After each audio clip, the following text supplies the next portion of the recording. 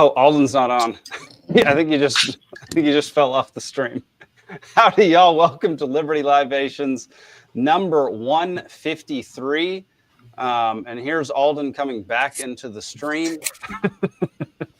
User error, sorry. Yeah, hope everybody had a good Thanksgiving. I had a phenomenal one down in Mississippi where my grandmother lives. Oh, nice. Yeah. People live in Mississippi? Awesome people live in Mississippi. I'll bet fun people live there. Yeah. You know who Very doesn't fun. live there anymore? Lane Kiffin. Yeah. What a grimy little douchebag that guy is. I mean, great coach, phenomenal coach, but saying you don't take a job because of the money ever is so Isn't that what dishonest. jobs are? Yeah. Yeah. He's Are we getting. going to have another college team coaches that were fired trivia section? Because I'm going to lose again. No, I had to have that category at a time of year when it's really hard. Now it's too easy. Yeah, now they're looking Okay. for coaches. And All right, Zane, what are you drinking, man? I've got some Six Bridges Brewing Sour Continuum Cherry Cranberry Cinnamon. Oh, that's that's a lot of words. How have you chosen ones with that many words like multiple times the past couple of months? Why does anybody even name a beer something that takes a whole paragraph to say? I used to be the person that would have to like write them on a board sometimes, and sometimes I was like, God damn it! Like I would have to curve it down the board. Like these names are ridiculous. Yeah, But Alden, It didn't even have like a special thing at the end. It was just like cinnamon, cranberry, whatever. It didn't even like have a fun word to tie it all together. yeah, like anal. Yes. sure. Yeah, that's a fun Everyone's word. favorite beer ingredient. Alden, what are you drinking? Not that, but just it's simple today. It's a Coors and my like as low as I'll go and still call it bourbon. You know what I mean? Like Okay. it's Oak Row. the ancient age, the 10-star specifically, not just the like gallon jug of ancient age that you could strip the varnish off your oak table. You know what I mean? But if you need to strip the varnish off your oak table, it does that too. Yeah. yeah, But the 10-star specifically is like, it's like $20 for a fifth. And honestly, in a pinch, it's not bad. Like it actually tastes like a bourbon at least. So all right. for anyone out Nick? there looking for budget bourbon. See, in college, I would just go buy a fifth of Old Crow, and then split that between two nights to pregame with. But Jeez, that's just me. Okay, well, what are you drinking tonight, Nick? I got the mead again because I was too Young lazy to Crow. go find other stuff. So we went with mead. Don't act as though mead is some consolation prize. Mead is delicious Mead and can be should be great, drank. yeah. Yes. Well, especially when I made it myself. But I There also you go. like got about an hour notice that I was on tonight. So Yeah. That's Sorry. fair. it's all good. I've got Ardbeg Wee Beastie per usual. Yes. Just in my travel decanter, so it's what I'm drinking next This week is as about well. as cheap as I'll go on a bourbon and still call it a proper bourbon. I think that's about as cheap as you can go on a scotch, a true peated scotch, and still call it like a proper Dude, scotch. it's so good. It's so good. It punches so far above its weight for it's only, is it 6 or 4 years? I forget. It's 5. Okay, right in between. This is Yeah, why I'm stuck at trivia. it's neither of what you just said. Yeah, no, it's because I'm somehow both wrong and kind of right, but officially wrong, and that's where trivia lives, and I suck at it. Yep. All right, y'all. Well, I'll tell you what, I couldn't tell you what's a proper peated scotch, but I can tell you that this is a proper sour continuum cherry cranberry cinnamon. Of that class of beer, yeah, it really That's so lives up good to the know. name. Thank you for that, Zane. All right, y'all. After taking our first week off in, I think, 2 years, Wow. we are back on our regularly scheduled Thursday night. We will be taking another Thursday off this year, which will be Christmas night.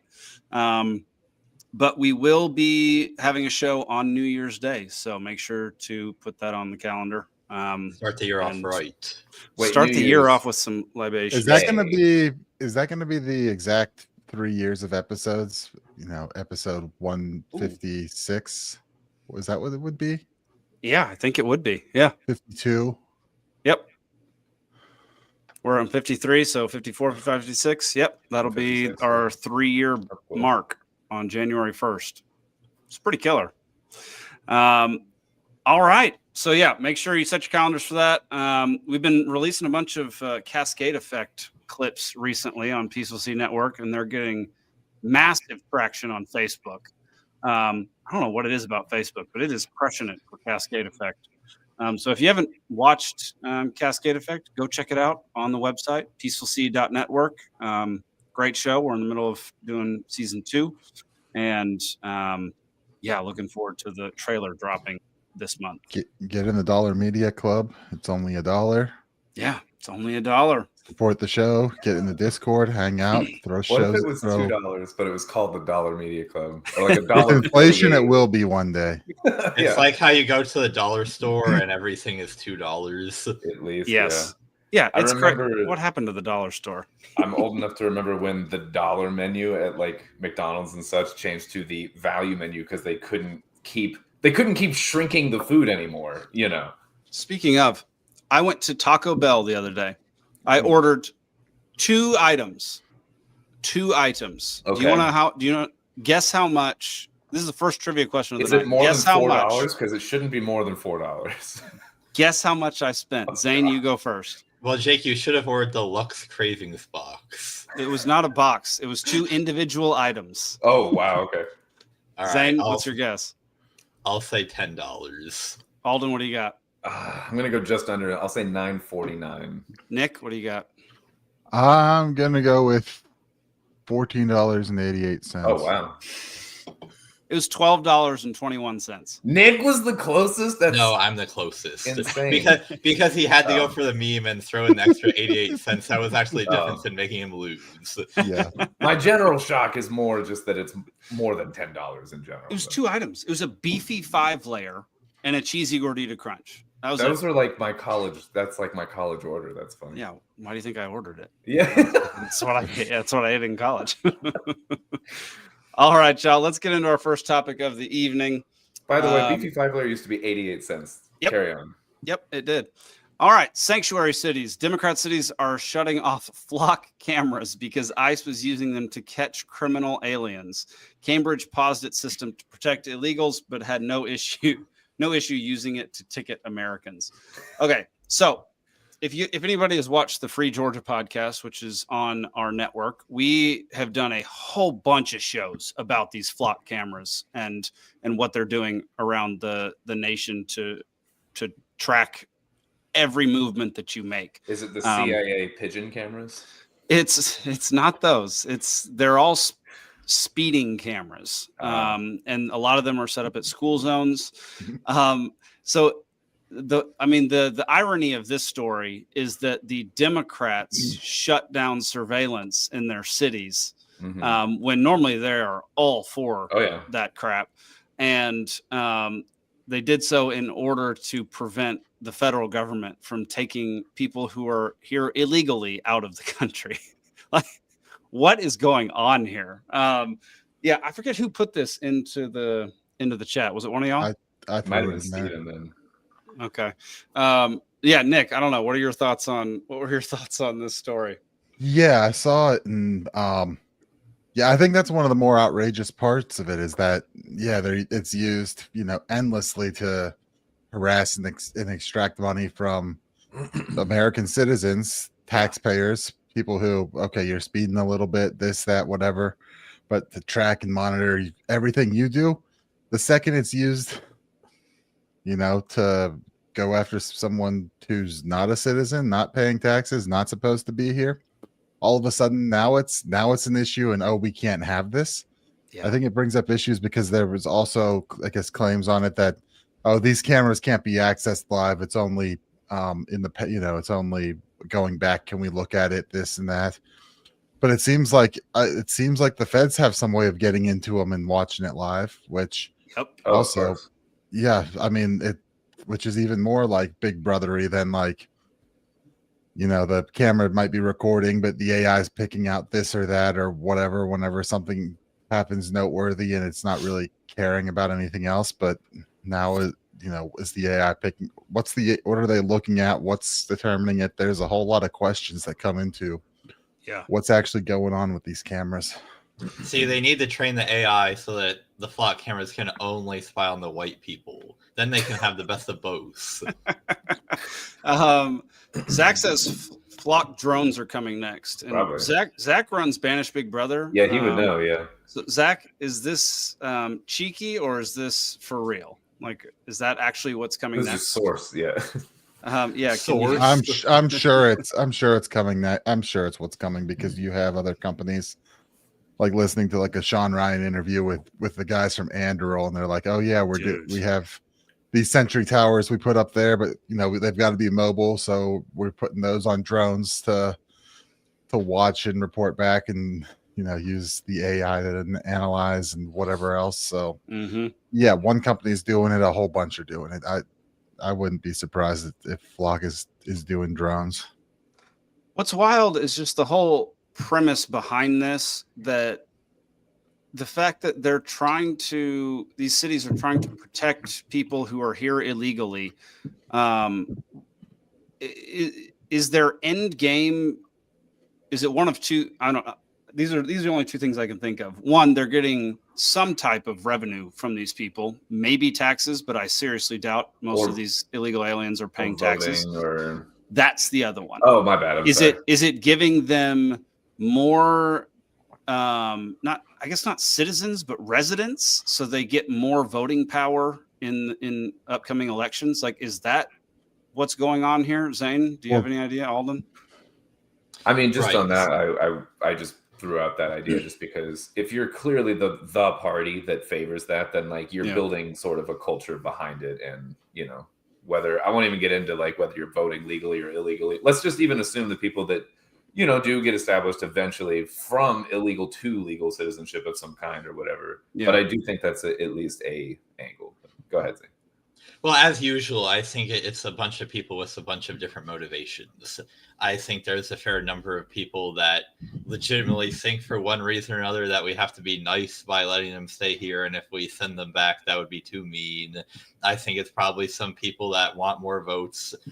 It's probably some people that wish American culture was different than how it is, and maybe they can change it by letting more people come in. But it's also the people that are getting really mad about the flock cameras being used to find illegal immigrants are not necessarily the same people are A-OK with, or at least are pushing the use of the flock cameras under normal situations. So like they might not have a problem with it, but the primary offender of using the flock cameras to ticket and spy on Americans is not really the far left, although I'm sure there are far left people that would see the surveillance benefit of having it. But I think the people that are pushing it right now it's just the moderate Borg. It's the security state as it exists now. They're like, yeah, we'll spy on people and take their tax money. Like, and not even the security Borg, even just the city government. It's like, if we have all these cameras, then we can increase the amount of ticket revenue. So I think there are a lot of reasons why people might want to have these that don't have to do with them being far left. And then if a bunch of far lefties come along and get angry about, oh, we can't use them to spy on illegal aliens, they wouldn't be exercised about using them to spy on Americans because they don't care about that. But they weren't necessarily the ones pushing it before, if that distinction, makes sense. Mm-hmm. Mm-hmm. Please define what Borg is, Placie. What do you mean? Everyone knows what the Borg is. Are you referencing Star Trek? Because that's all I can think of. Okay. I think that's where the cultural reference to Borg comes from. Yeah, so it's maybe it's I think some other people have called it the blob, or other words that start with B and sound blobbish. But it's kind of essentially what I'm trying to get at is kind of the nameless, faceless force of, we're going to do everything the same, and we're going to keep spying on you for no apparent reason because you can't stop us. Yeah, that's fair. This So what do you, when it comes down to this particular issue, this is an issue of the states doing something that is in opposition to the federal government. And generally as libertarians, we side with the states. So what's the difference? Is there a difference with this? Should we side with the states who are doing this, or should we be more sympathetic towards the feds in this regard? You have two principles that you're kind of talking about. So this is tricky where if you're just going across the board, like we go with states or whatever, but then if you hold this other principle of like privacy and that government at any level shouldn't be using cameras to like spy on their citizens and try to generate revenue and whatever, then do you see what I'm saying? Like what takes priority between the two? And this, at least with libertarians, it like kind of comes down to like principle, whatever, math or whatever. Like it's just like an order of operations there. And I would just as like I challenge anyone to whatever. Like if you were someone who was in favor of it and then switched, or was opposed to it and then switched, or whatever, like trying to find like what are your principles, like truly like what are your actual values and principles that you can use like this, like we're talking about, to kind of find priority in things. Because I see a lot of the time in some of my just people I know in my circles and stuff where it's like it's okay for this but not for that, and I'm like that doesn't make sense. But right. So I think this is a really interesting question, and it's important to remember that localism is a principle of itself, because the idea behind localism is the smaller and smaller political unit that you get, the more likely it is that whatever decision they come to is something that's more reflective of what most people would want, compared to if you're making one decision for a country of 300 million people. So now you could say it may or may not actually be the case that most residents of the city or state where this is happening is really on board with what their city government is doing, which is why I've always kind of felt like the states' rights angle, I mean, there's some legitimacy to it, but it's kind of weak on the scale of how strong libertarian arguments are, because even when you're talking about like a political entity the size of the modern U.S. state, I mean, you're still talking millions or at least hundreds of thousands of people. That's still huge. So really, for the idea behind localism to make sense, we're really primarily talking about like towns and villages. But, even one state can be more homogenous than one entire country. So the principle still holds to an extent, just not as strongly. I suppose in this particular case, I would caution against thinking that the flock cameras are primarily being used to deport the illegal immigrants. Like that, I would like for especially the criminal illegal immigrants to be deported. However, if the options are turn the flock cameras on and they're going to spy on everyone, and maybe you'll deport one illegal immigrant, or turn them off, nobody gets to spy on anyone, I think, at least in my head, the trade-off of deporting a handful of illegal immigrants does not justify the spying on everyone. Agreed. Oh, sorry. Go ahead, Nick. Yeah, go ahead, Nick. Yeah, I think what I think what you have here is a little bit of this back and forth, right? Like, it's endlessly frustrating to see Democrats do this, right? Oh, we're going to put these cameras up in our city for this and that reason or whatever. And, we're going to fuck with you. And, no one gives a shit then. But the second it goes to illegal immigrants and ISIS potentially using it for illegal immigrants, they, oh, we got to shut it off. We can't have this, right? Like that's endlessly frustrating. But now what you have is you had in these Democrat run places, they had their justification for installing these cameras to start with. Now you've got a story where, it pisses everyone off. And I think the first reaction is, at least from, let's say, the Trump side, the Republican side, would be, well, no, they got to turn those back on. And that's not the reaction you want, right? Like the reaction you want is rip all those things down and go burn them. Not, not turn them back on. So It's like whenever things like this that are, unpopular and people find out are going on, they need stories that get both sides for one reason or another to say, no, we need this for X reason, Y reason. And, the correct position is if you see one of these things, rip it down. I'm not in support of using it for this particular instance because I'm not in support of them in general. And like, I'm not in support of anything that came out of the Patriot Act or whatever else, even if it was like, it's anti-terrorism or it's for freedom or it's for your safety or I don't give a shit. Like, well, we learned how much bullshit that was with TSA this past week, where 20 years to implement Real ID, they implement it.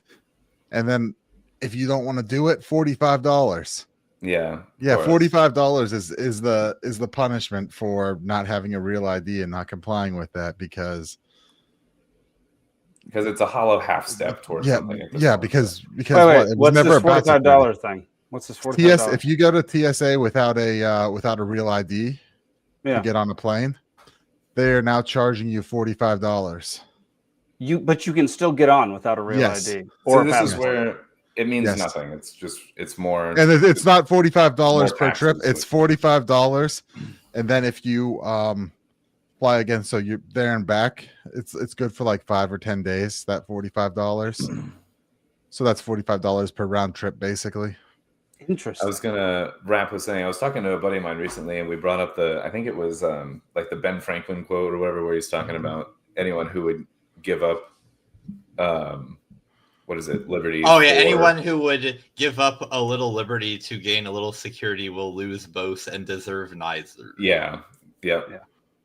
Zane said it better. Yeah. No, that's a phenomenal quote. Yeah. Because what we absolutely can't have is all of the MAGA people saying we have to turn the flock cameras back on. It's like, no, you need to be opposed to them. They are your enemy. This is yet another phenomenal argument against this whole team system we have going. Against, like, if you cannot think for yourself and you're just throwing your voice behind whichever team you happen to identify with, like, you're going to end up voting and advocating for things that are against what you actually believe in.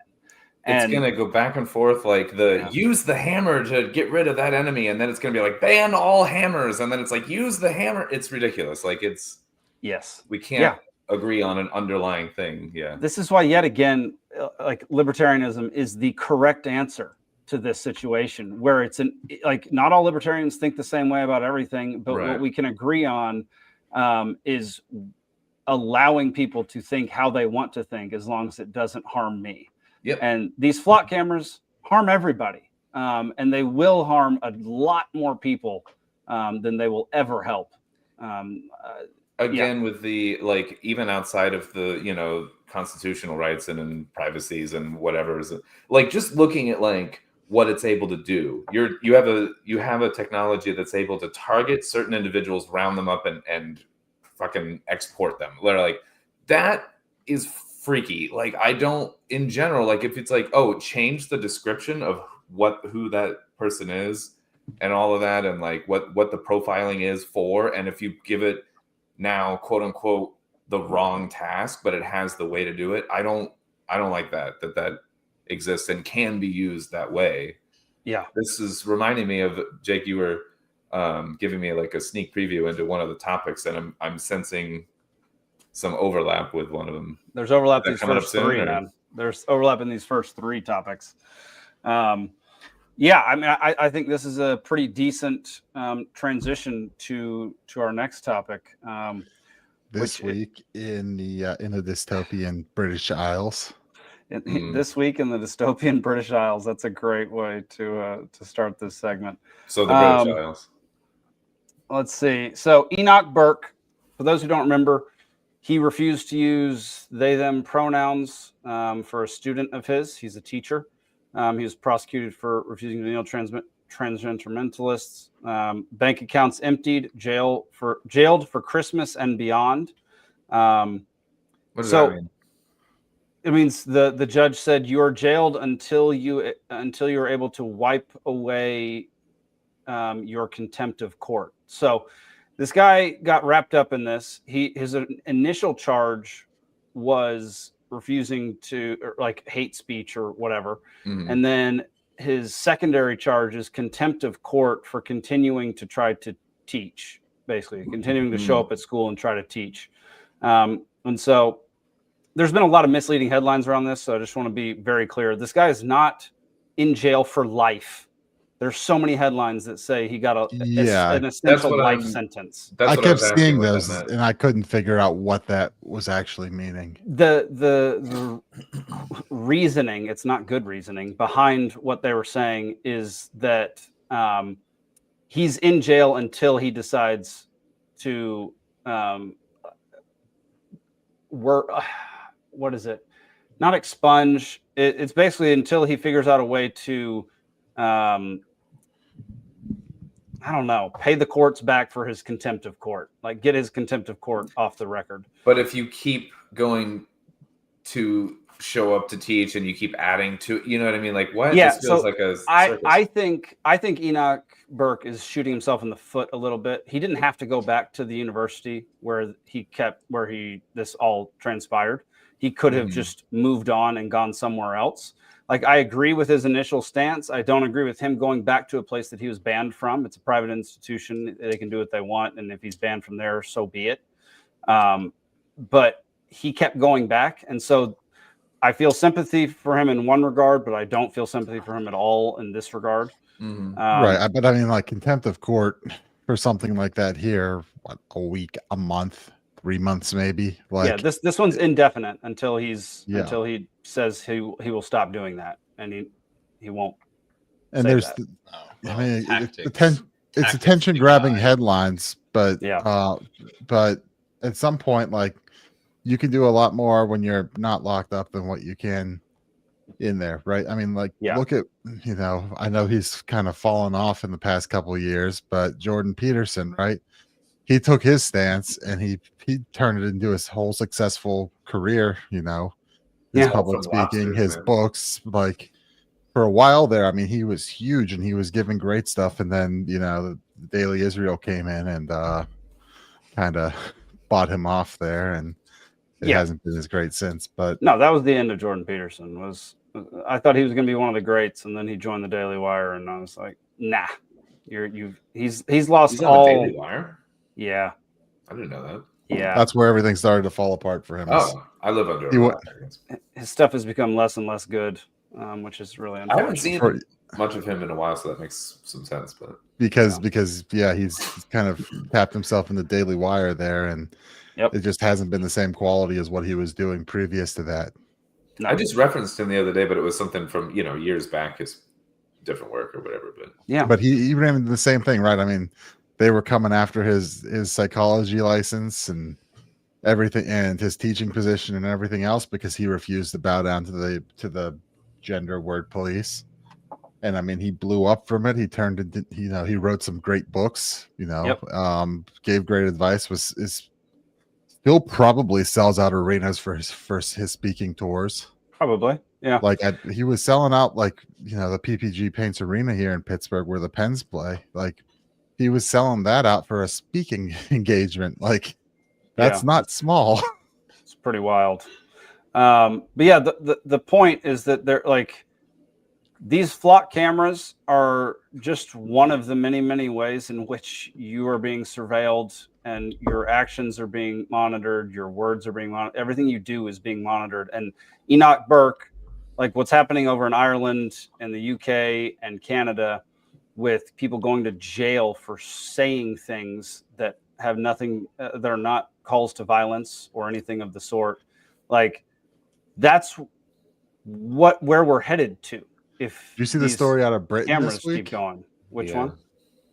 Guy was over here in America, got posted pictures online of him shooting guns here in America. Yeah, I saw that. And got arrested and he was like a councilman or something. He got arrested and charged and whatever else. Arrested here or there? Or? There, because he was shooting a gun here and posted pictures of himself shooting a gun here where it's legal for him to do it. That doesn't make any sense to me at all. The UK is a hellhole.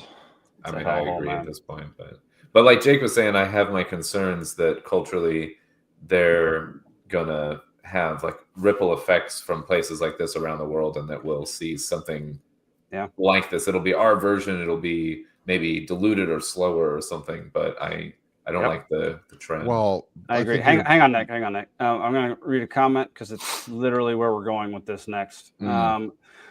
3 Irishmen threaten politicians over illegal immigration, Tim Pool reports say.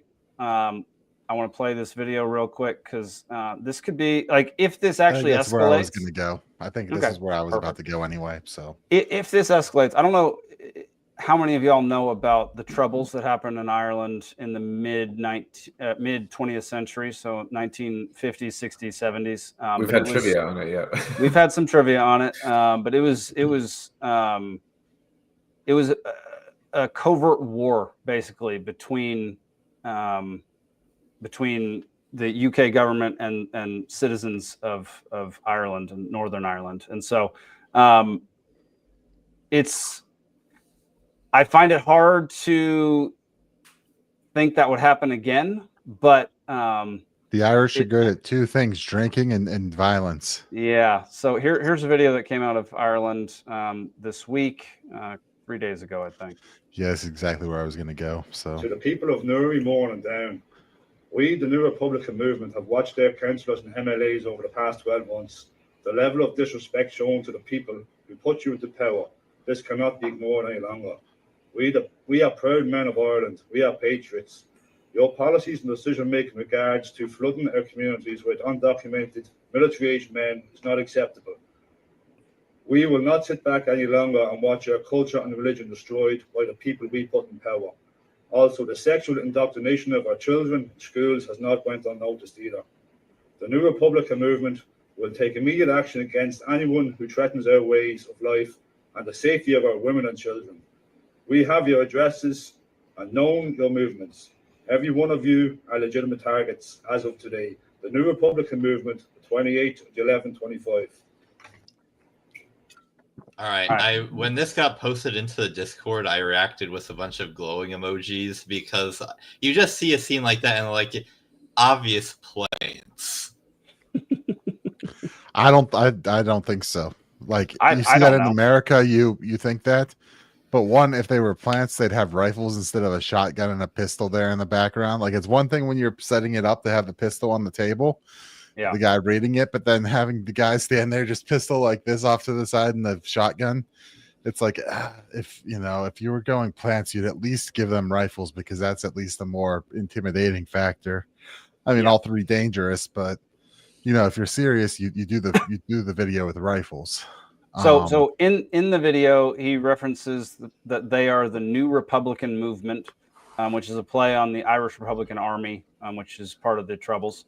And their reasons for now targeting local representatives is their inability or unwillingness to stop mass migration, their indoctrination of their children with gender ideology stuff in schools. And they basically name any elected representative as a potential target for their potential violence, which obviously we are very much against. I'm not a huge fan of violence in any way, shape, or form, but especially against somebody who isn't trying to actually physically kill you. So I don't know. This has come out of Ireland before. And yes, there were a ton of comments on this video that basically said, these guys are just plants. They're not real. This is a joke. They're not good orators. They're not good at speaking. That was not a great speech. And their weapons look pitiful in reference to any American. If you got 3 random American guys, they'd have a way better arsenal than this. Well, you'd have guys standing there with ARs with a pistol strapped to the hip, not. Yes. Yeah. So I'm interested to see if anything actually comes of this. I hope no violence occurs because of this. There was already a story that I caught. I don't know if I threw it in the Discord or not, but it seemed that they had that someone had built like a bonfire and that had effigies of immigrants, and they burned it.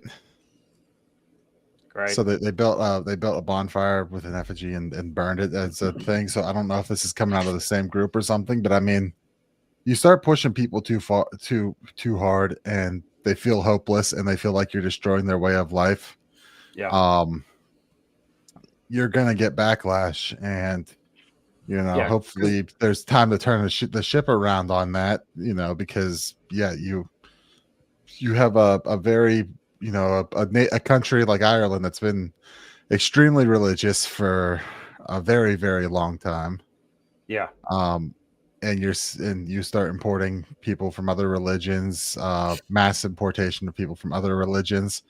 I mean, there's a very Irish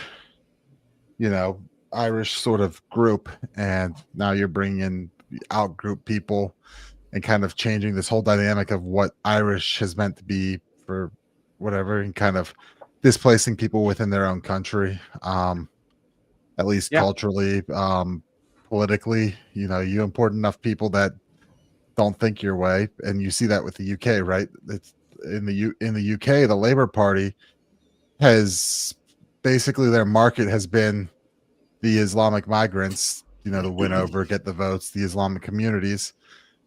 And Labor had, and from my understanding of it, the Labor Party has basically had to run and give whatever they can to, give everything they can to these communities, because you've got enough people there with Islamic parties, Islamic parties popping up that could win those seats instead. So they're saying, oh no, you don't have to vote those people, vote for us. We like you guys. Look, we're going to do whatever you want. And that's how they ended up covering up the rape gangs over there, saying, oh, there's nothing, you're insane for thinking that happened. Yeah. And now it's finally like starting to really be recognized, like, no, like, you brought a whole bunch of people here and they were abducting girls and doing all sorts of terrible things to them. Like, Yep. Alden, I know you have to get out of here in a second. You got any comments on? I gotta go soon, but just in general, and that's like, I can't speak to if this is like quote unquote real or not or whatever, but I think the circumstances that have brought it about are real. And so in this case, I don't know how much it matters. I really think that we're at a point where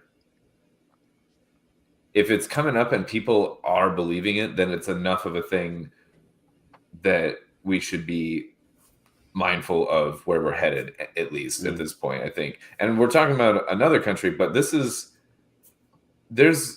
ripples of this happening in many places around the world, and we're no exception. And dude, the prime minister or president or whatever of Sweden came out the other day and said he's no longer, like, they no longer have the monopoly on violence in their country.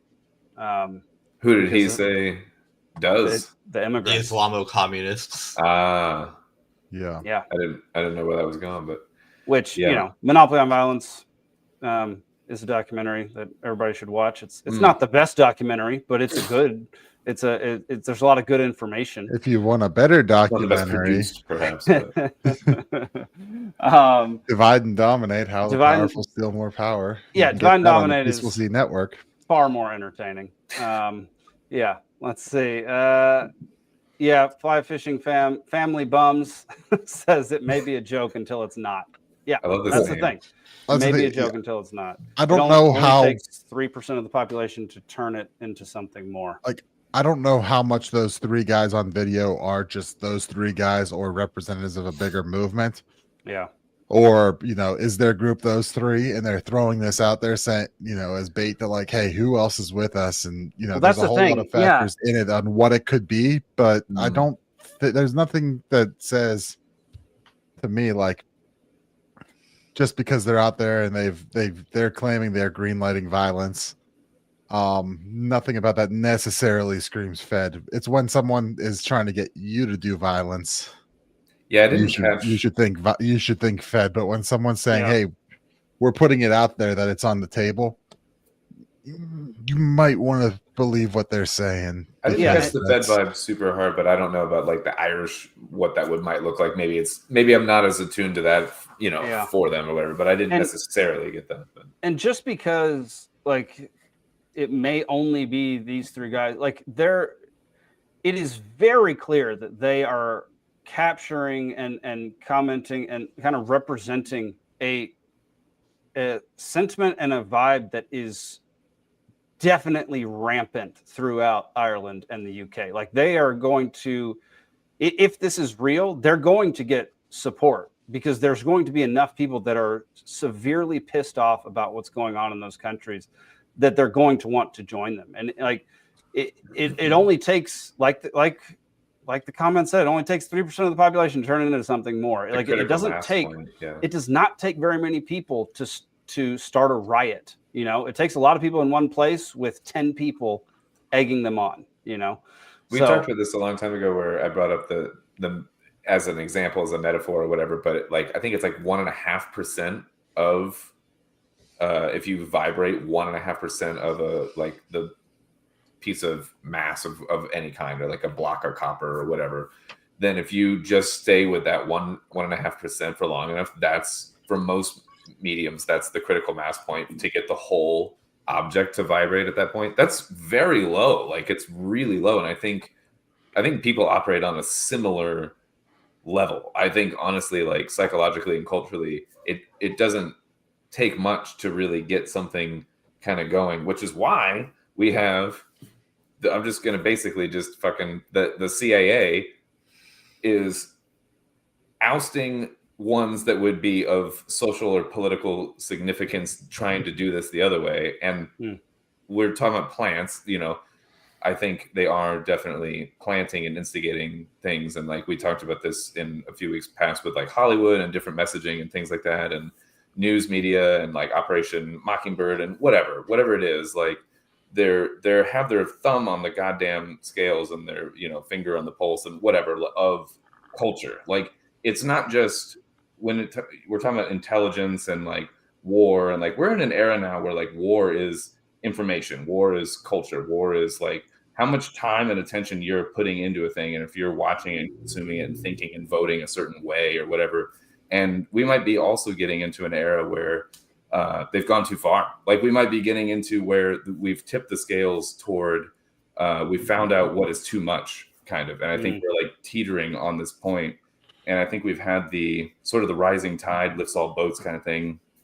We've had just a real rise in the standard of living. I'm not talking about like inflation and cost of living and things like that more recently, but in general now we have food and medicine is like not as hard to come by, and gadgets and gizmos to keep you occupied during the day. And like you go to work and you come back and you watch Netflix and you have a burger and whatever. And I think that we've been living in a system where we've been able to get away with more taxes, more annoyance, more whatever. But as long as you have security and convenience and you have your things to keep you occupied or whatever. But we're even in this era, I think, tipping past that, where people are getting real ruffled, because if you are getting like losing your job, losing your sense of security, losing your sense of principle, your kids getting taught something in school that you don't believe in, it goes against your like religion or whatever. Like we're getting into really deep territory with this that might even in this day and age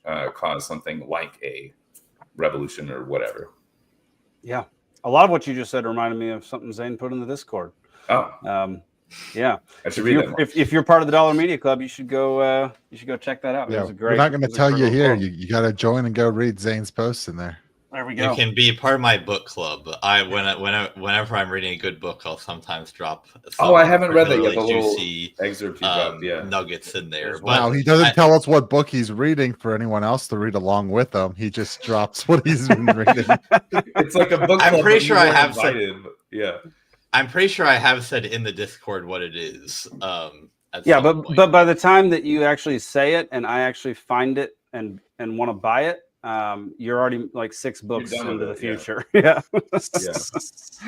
I do have a couple things to say on this before we move on. The first one being the reason why I was so quick to at least raise the possibility of this being a plant is because there is tremendous propaganda value to the state of having a plant like that, because they can say to everyone, everyone that believes we shouldn't be flooding our country with Muslim immigrants, I mean, they just want to go around murdering your local councilman.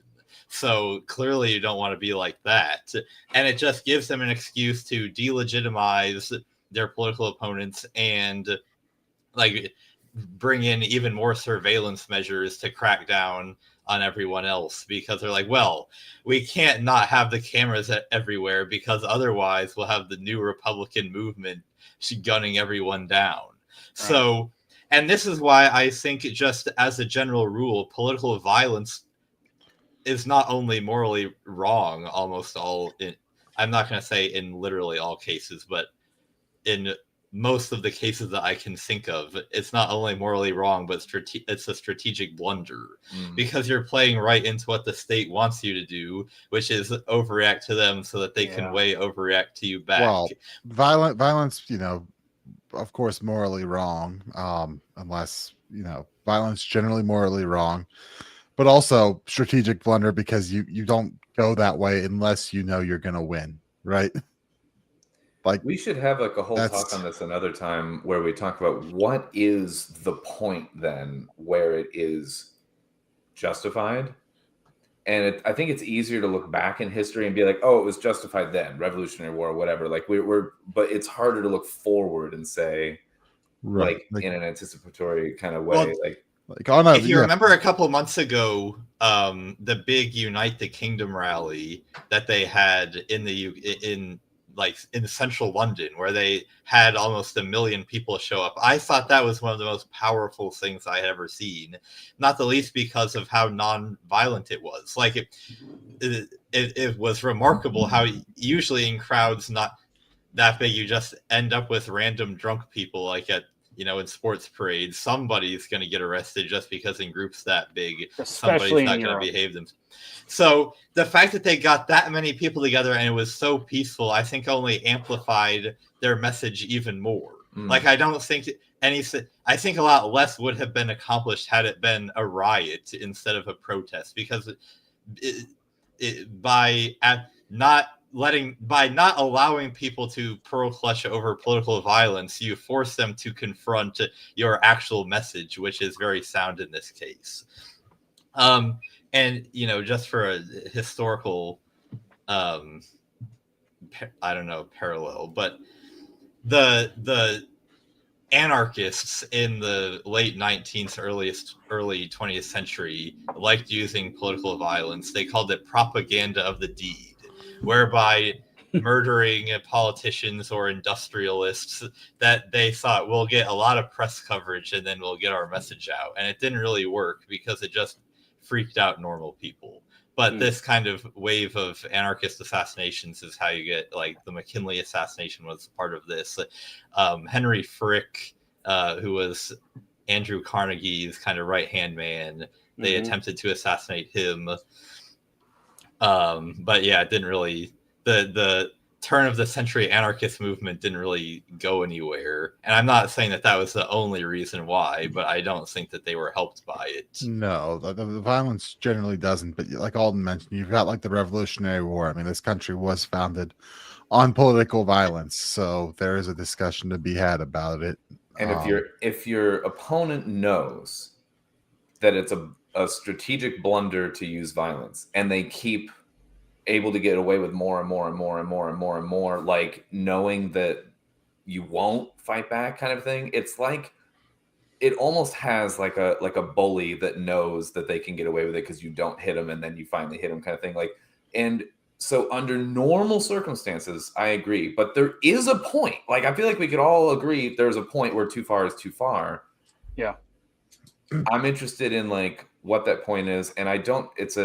I feel weird kind of bringing it up because I don't necessarily. I mean, it's so hard to say because you have things like Waco, where I mean the ATF rolled up on these people to arrest the guy, right, and that they could have taken any time. I mean, they had gotten the guy in the house. David Koresh went out running every day. They could have picked him up there. They wanted a big show with the media. It was called Operation Showtime, because the Clinton administration was still so embarrassed over their other blunders, Ruby Ridge and whatever else, that they, said, let's go big ATF raid. We're going to kick this door and whatever. Well, the ATF rolls up, starts shooting, and you get shot. They start shooting at you. What do? You shoot back, right? And they've used that forever as a slander on the people there, saying, "Oh, terrorist cult, this, that, the other." Trying to slander these people and go after these people, even though I think the jury acquitted them on it because the ATF shot at them first. And of course, the government conveniently misplaces the front door that would prove who shot first and everything else, and that's a whole story to go down if you haven't before. But I also think it's very subjective based on who you are and what you want out of life. Like I don't think this is something that's going to be a concrete conclusion that we come to. Like there are people. Well, maybe not a one size fits all, right? Correct. But there are people who would be perfectly fine living in some type of Orwellian nightmare that the four of us would find abhorrent and would call those NPCs. We call those NPCs or the Japanese, something like that. But what, Zane? I would actually kind of dispute that the American Revolution was political violence per se, because what really happened is that the colonies declared independence first and then fought a defensive war when they started being invaded by Britain, who they had already declared independence. Well, maybe that's what you have to do is you have to put it that way and say it's the willingness. So if you look at stop talking.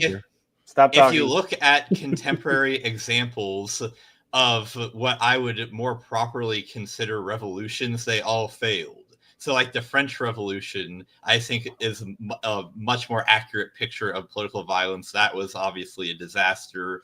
The revolutions of 1848, where a bunch of European countries had rebellions against their monarchies, they all failed pretty much. I obviously think that the American Revolution, as far as if you're going to call it a revolution, I think it was justified. But I also would kind of quibble with exactly what they were doing and how they were thinking about it. That is interesting. I find that interesting to have some like a group of peaceful people say, okay, we're no longer going to associate with you. And then they get physically attacked by the people they're no longer going to associate with. They didn't initiate the violence, but they initiated the sequence of events that led to violence. That's the thing. They're still prepared for a violent reaction, which is in itself a bit of it's a move. It's a move, an escalation. That particular move isn't a call for violence. It is, we don't want anything to do with you, and like we want to separate entirely from you. If you're under contract of sorts, you know what I mean. Like I'm not using weird terminology. I don't know, but that's the thing. When are you under? When did you sign anything to be part of the United States? States? They didn't, and that's the whole thing. But but you got to know that that's how this other empire sees it, because you're their colony or whatever. It's just right. They see the investment from the French and Indian War as needing to be recouped, which is kind of what initiated a lot of this. And it's. I think this would be something that we dive in and look at. It needs political violence through the say modern era. I like it and go through it. Maybe that's something we do research on and come up with, like we did with the 9/11 episode. Yeah, I mean, I'm writing that down as one of our upcoming topics, because we're going to be reformatting every other week of the show, doing more of into more of a single topic, more of a broad thing that'll be evergreen and we can talk about, and people will be able to. I'm super stoked for that, because that's what my brain's more wired for, I think. Yeah, so this is a phenomenal topic for that. So we're going to move on. Adjourned. Yeah, we're I actually have one more really quick thing on this, which is that go ahead. The Troubles are a really powerful counterexample to anyone that says diversity is our strength, because the Troubles happened mostly because Catholics and Protestants can't even get along. So if they can't even get along, how do you expect any other two groups of people to get along if you start layering them right on? That is hilarious. I'll give you that. I think with the whole diversity thing, we talked about this before. It's like there's a rate to it, and when you get too much of an influx at once, it can't sustain that. But yep. All right, y'all, we're gonna move on. I am not fucking drunk. Well, 19th or blue. Every pretty girl deserves to go to a ball. This is everything about it's a clam. I love it. I gotta be honest with you, I feel like I'm a little bit too drunk to stand up. On Wiedersehen, asshole. I'm drunk right now. All right, y'all. Welcome to Drunkard of the Week, part of the show where we show somebody saying or doing something that can only be explained if they're drunk, but they're not. You can submit nominations by tagging us on X or submit them in the Discord by joining the Dollar Media Club. So this week, it's just going to speak for itself. So enjoy.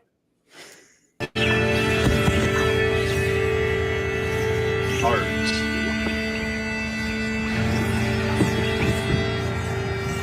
Do you think this was choreographed? I haven't. Did we play this video before? No, I've never seen this video. Okay, so I discussed it with someone else then.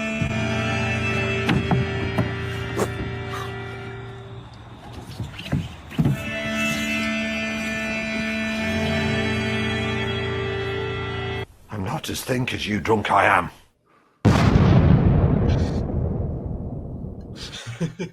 So modern art. The only one to throw out a mild defense of this person and just be the you do you kind of thing, like, because none of that harms. No. No. He's not harming me, but he's still putting this out there for public consumption, which means that I get to critique it if I want. Yes, and I could roll around on the ground all retarded like to and do so this.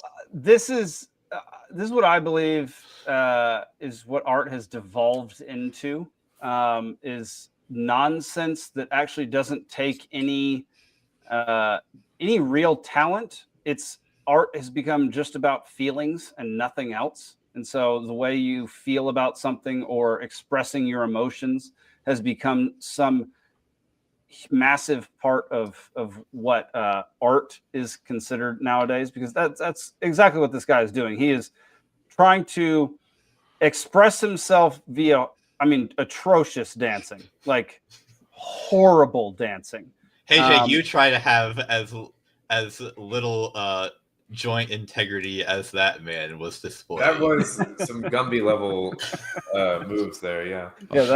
He just needs to get back to the Starbucks and take my order. I would, again, I'm going to push back a little bit. I'm just going to say that there is a point where it gets too much into, like, for me personally, like, into just, like, I'm calling it art, and so it's art. And it's like, all right, the level of talent that goes into the thing.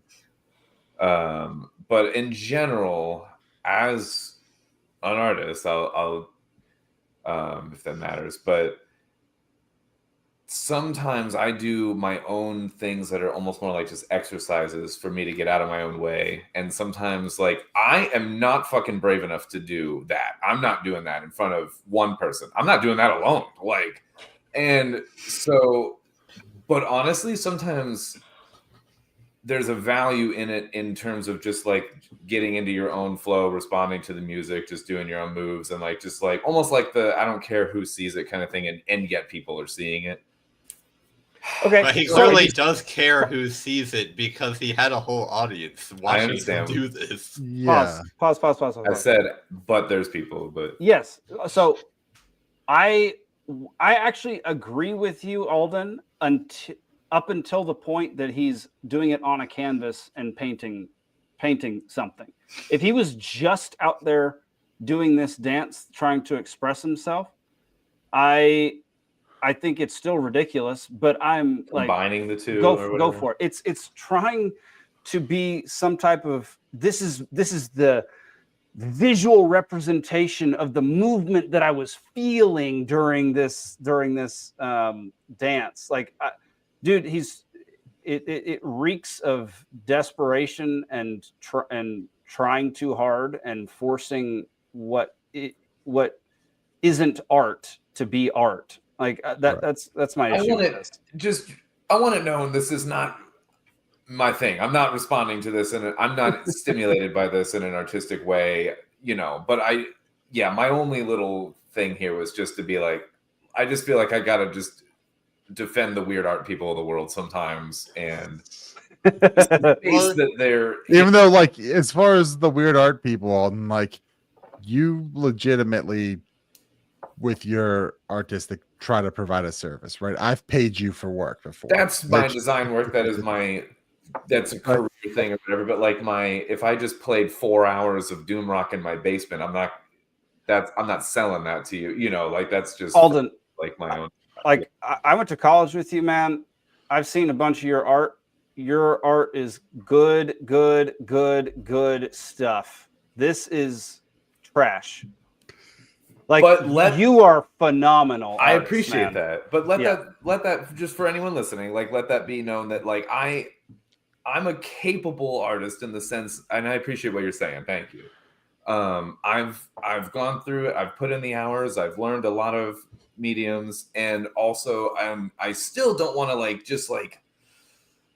really shit on someone who's doing something that is just we might say isn't quote unquote talent or whatever. Because there's something that person is doing that I'm not even willing to do. To be honest, I'm not even brave enough to do what they're doing. Just to be fully real, like I'd get out there and roll around like that. I don't care. The problem with bad art is that it has nothing true to say. Like, what about the world is being expressed by this man doing this? And if your defense of it is, well, it's just some kind of warm-up exercise before he does something else, then why is it being presented to me as the finished product? It's like preseason. This just screams, please clap. Yeah, no, I hear you. It's fine. I'm not trying to defend it as like, oh my God, this is the new greatest thing. This is whatever. But well, it's like, and also the willingness to go out there and be ridiculous. I mean, if we were watching like Impractical Jokers or something, I would say, wow, that was good. But we're not. This is if he's saying that this is art, that means that it's not just trying to make me laugh. I mean, I suppose we could debate if is comedy art, is it not art. But even with comedy, the point of the comedy is that it's something true about the world that's being expressed in an unexpected way, which causes the comedy to ensue. The comedy here is only unintentional because of how silly he's being. It's like the movie The Room and then The Disaster Artist or whatever. Yeah. What I'm hoping is this guy thought, how can I get 4 guys on a podcast to ridicule something I do endlessly? Like that's what I'm hoping was the thought behind this, because then it's brilliant. Mission accomplished. Yeah. But I think we're all well enough aware of the world to know that's not what that was going on there.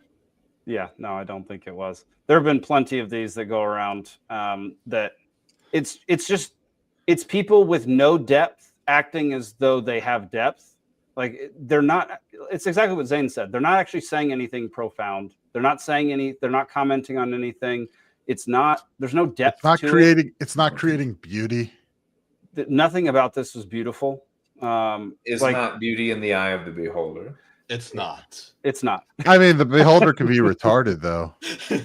That's the whole point. That's the whole thing. There's multiple beholders. Yeah, that is fair. Fine. If this is beautiful, then it is beauty in the eye of the extreme minority beholder. Here's where the whole thing would just like enter the free market, right? And it's like, I'm not buying a ticket to this ever. I am sorry. Go do you. That's fine. Yeah. This would be not my thing. But I just don't want to like just poo-poo on someone who's just doing their thing. And I don't know. Maybe they are. This is the tricky thing with art. Maybe they're just like trying to get clicks. Maybe they're just like trying too hard. Maybe that's their fucking thing. Maybe that's literally just the thing that they love to do the most in the world. I can't know from here. I don't know, man. Like it gets weird in the world of art. I was just throwing my little, again, I was not moved by this piece. This is not my thing, but like as like a libertarian principle minded kind of a thing combined with artists. It's like an artist principle. I just gotta like. Fair enough. Well, step away from it. I think we have to realize that we have left the realm of Austro-libertarian analysis, because if you're right, if I put my Austrian economics hat on, I can't really say anything about the qualitative content of the piece. But I think there kind of is a bad habit among libertarians to say, well, because we're libertarians, that means we cannot engage in any cultural criticism. And of course, there are lots of libertarians that are utterly unqualified to engage in cultural criticism, and maybe it's best that they don't. But as someone that fancies himself as being a little qualified to engage in that commentary, I'm not going to not partake just because I also happen to be a political libertarian. And as not the artist here, right? You know, I have critiques. Alden's an art guy. Jake's an artist kind of guy. As someone who went to a school that for somehow is both known for engineering, computers, and art and drama. I don't know how you get a school that does both of those, but is well known in both. Yeah, I don't know. I feel like we always looked at the art people, the art and drama people, like weirdos, and they always looked at us like weirdos. And I mean, they were like their own. Everyone's a freaking weirdo, man.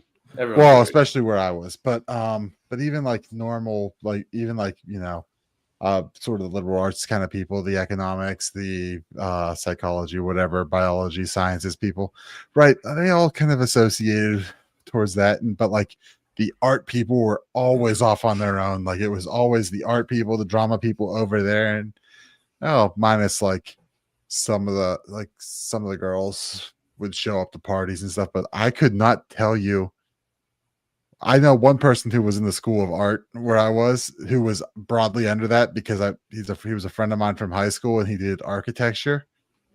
But I could not tell you a single. I had never met in 4 years. And this is not a large school. I never met any guy in, say, the drama program or anything like that, or art program or anything like that. It was, I knew people from everywhere else, but not that. So I know who the weirdos were. Well, look, I want to move on to the next topic because I want to watch the video, and then I want Alden's comments before he leaves because this is the one that I wanted him to be here for. So, sure. Here we go. Every American school let a random company walk in and photograph every single kid. Year after. That's a little creepy when you put it like that. Year after year, like clockwork. Why is it normalized that a third-party corporation collects a high-resolution image of every child in the country? Wow. I've never thought about it like that before. They claim it's harmless. But look into who owns them. Follow the money, and you land in the same place. BlackRock, Vanguard, the silent architects with stakes in defense, surveillance, and data firms. Why do these financial giants want the largest photo database of American children? Facial recognition needs training data, massive data sets. The younger, the better to track identity over time. What better supply chain than schools? A captive population, full compliance. If the goal was just prints, the industry wouldn't be consolidated under the same umbrellas that shape governments. The same firms investing in predictive policing and biometric identification. Why does every school hand over the face of every child to the forces that shape the world from the shadows? After doing a quick read. All right, so we're not going to go over this guy's comments, but yeah. Alden, what's your first thoughts? So you hinted at this to me earlier, like you kind of outlined it real quick, and my first thought was, that's crazy but then my second, subsequent thoughts are going into is it okay? I have to put my conspiracy mind in check sometimes, or whatever. Is it this mastermind thing that's been going on? That was because I asked you, I was like, is this something that's was this planned early on? Because I've been doing these school photos for a long time, and I was like, how long have these companies owned them? So that was my first question: is how long does this go back to these companies? Then the second side of that question is What are the chances that since they just own fucking everything that we're drawing a narrative from it or whatever? Just to, devil's advocate question there. Yeah, so that's what I was going to say. It's because Vanguard and BlackRock, because they have all of these like 401k white label investment funds, and they've got all the ETFs that everyone buys. They just own a lot of companies. So they own the school picture company, and they also happen to own like Halliburton or something. So now I'm not saying that it makes it impossible that there could be nefarious uses of the school pictures being done because the same company owns both. But I think it is a little bit naive to say that they intentionally own those two kinds of companies because they happen to be the custodian of the shares of like all the companies. Look, so go ahead, yeah. No, as somebody who comes from the world of photography, I do photography on the side when I'm not doing Peaceful Sea Network stuff. Like these schools, especially public schools, didn't have to hire a third-party company. They could have hired any individual photographer in their city, but they chose to hire these companies that happen to have an owner in BlackRock, Vanguard, and all these other massive corporations. Like they're while it may not have been the initial intention, and it may not have been something that the schools thought about, I have a sneaking suspicion that it actually was thought about by folks. All this like facial recognition and all these things that we are really being flooded with today, like over the past 10 years or so, I guarantee you they were in use decades before we knew about them. Like the government gets access to a bunch of this stuff before we ever see it, years and years before we ever see it. So why do you think Facebook was basically based off of CIA programs? Like it's absolutely been going on for a long time. I preface this whole thing just to keep myself in check or whatever, but my inclination is to assume the worst all the time. That's why I have to do the devil's advocate thing. Like, I just can't imagine, like, as someone who, I graduated high school in 2010. Like, come 2010, you were what, 2-3 generations into the iPhone. Facebook was still requiring like a college or high school email address to get on. It wasn't a broader thing. Like, just thinking about it, like, I can't imagine at that time, like, pictures that were taken were still saved. And also I'm guessing some of it was probably still that, it's complex. Like, it very much could be the whole situation we've got here where, we own a little bit of everything, so we buy this, we buy that. Private equity seems to buy a whole lot of stuff these days and kind of run it like shit and, say, well, that's what it is. And well, whether or not so first of all, the photos were definitely saved. Every photographer on earth saves these photos for years and years and years and years, because you have to have backups for the company that you shot it for. So all these photos, I guarantee you, are on a hard drive somewhere. Second, just because it had, like, let's say that BlackRock doesn't have some nefarious purpose for owning these companies, it doesn't mean that they can't use it in the future. Like, these databases still exist. It's data sets, that's for sure. And when you're training AI, you need data sets. That's not unreasonable to say. But how far back does that planning go is interesting. Yeah.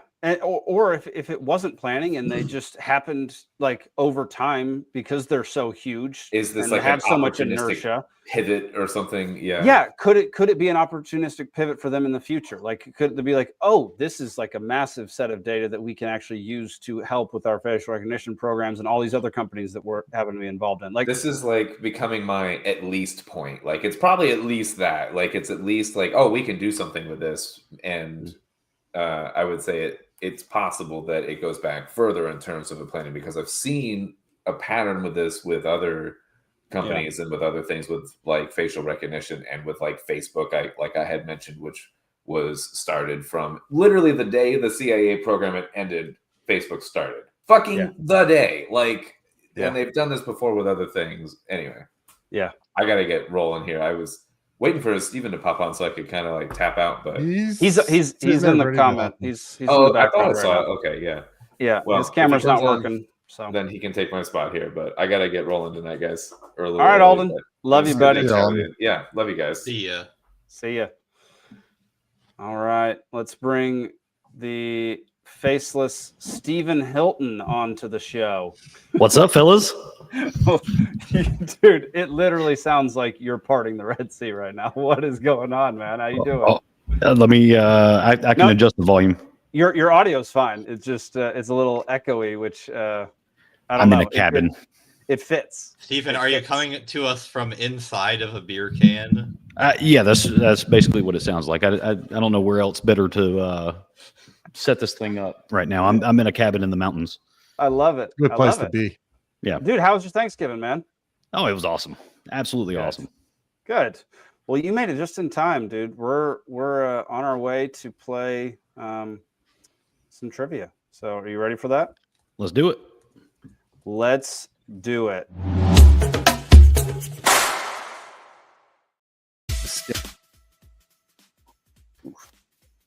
There we go. Yo, my mouse is having so many problems right now. Hang on 1 second. Camera. There we go. Steven's answers will be verbal only. All right, Zane, let's hit it. All right, everyone. Welcome to another week of Libations Trivia. As usual, we've got trivia in 3 rounds. Round 1 is 8 questions, 1 point each. Round 2 is 6 questions, 2 points each. And round 3 is 4 questions, 3 points each. If you are in the live audience, please leave a comment with your answer, and I will accept the first comment that's not obviously a joke as the audience answer.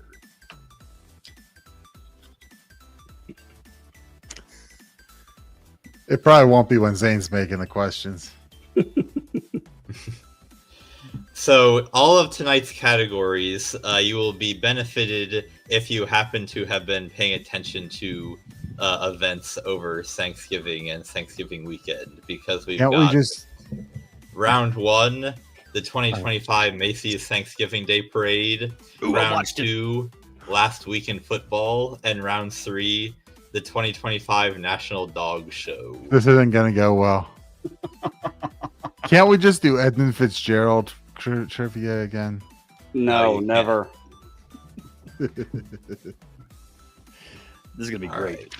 Round 1, the 2025 Macy's Thanksgiving Day Parade, which I actually thought was pretty decent in terms of the performances and the float, so nature is healing. I only caught the President very Trump. end of it because I decided to watch Stranger Things instead. Yeah, I don't blame you there. All right. Question 1. This turkey has a name. What is it?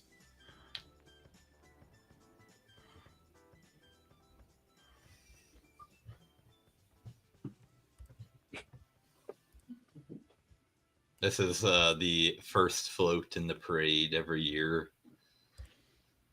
I need my wife here for this. She watches the parade. All right, Jake. I said Chester. Nick. Dinner. Steven. I said Tom. Well, that would be right. No Oh, freaking come way. on. I thought that too, but I'm like, no, it's not that easy. Unbelievable. It is Tom Turkey. The audience says Gary.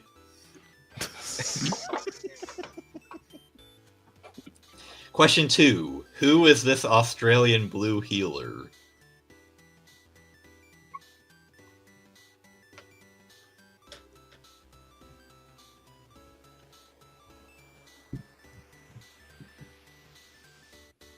Children's television icon. Absolutely. Go ahead, I Yeah, guess. Steven's got kids in this age range, so he knows. Jake. I just said pup. Nick. Bluey. Steven. Oh my gosh. That's Bluey. Audience also says Bluey. It is Bluey. No idea. I'm so screwed. Question 3. Diary of a Wimpy Kid, which as of October 2025 has 20 installments in the main series, is a creation of what author?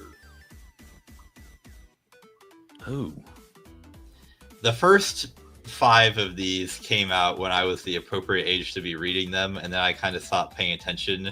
But they still make a new one every year. And now it's apparently like the 4th best-selling book series of all time because of how many there are and people keep buying them.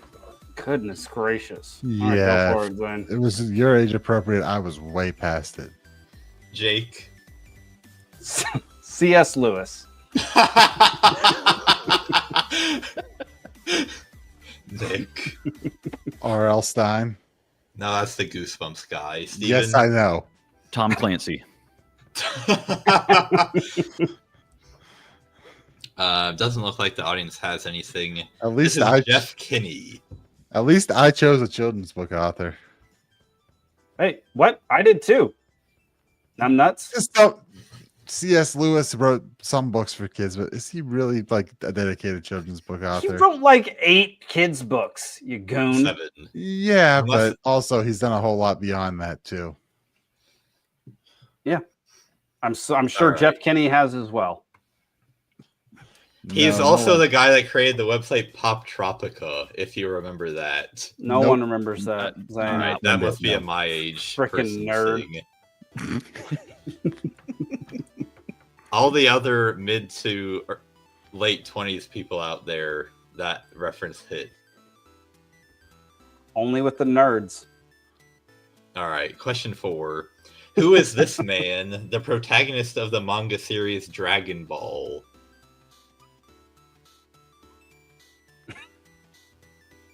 Dude, I'm failing so bad. I did see this float. That's the funny thing. I looked on the screen for 2 seconds and saw this guy. Yeah, this character is 40 years old, by the way. What? Yeah. Okay. Zane, go ahead. Jake. I just said Z. Nick. I've never watched Dragon Ball, but I'm pretty sure this is Goku. Steven. It's Kakarot, or his Earth name is Goku. Wow. Audience also says Goku.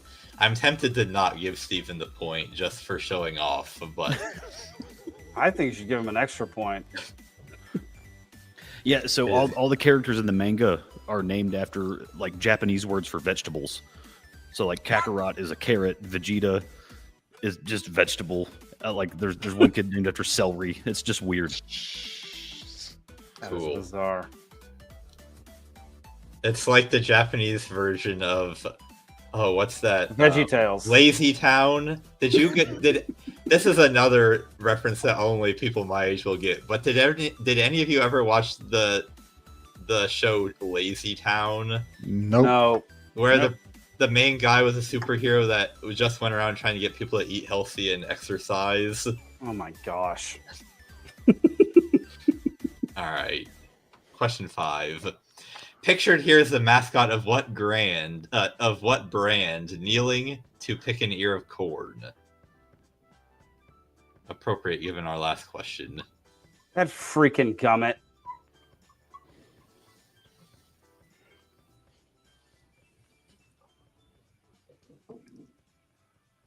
I can't remember. Go ahead, Zane. Jake. I just said giant. Nick. Yeah, it says Green Giant. Steven. Definitely Green Giant. Yeah, audience says Green Giant. Do I get half a point? I'll give you half a point. Yes. I'm on the board. Question 6. The float for Rouse Homemade featured a performance by Matteo Bocelli, son of famed Italian tenor Andrea Bocelli. Rao's Homemade is primarily a brand of what non-pasta food item?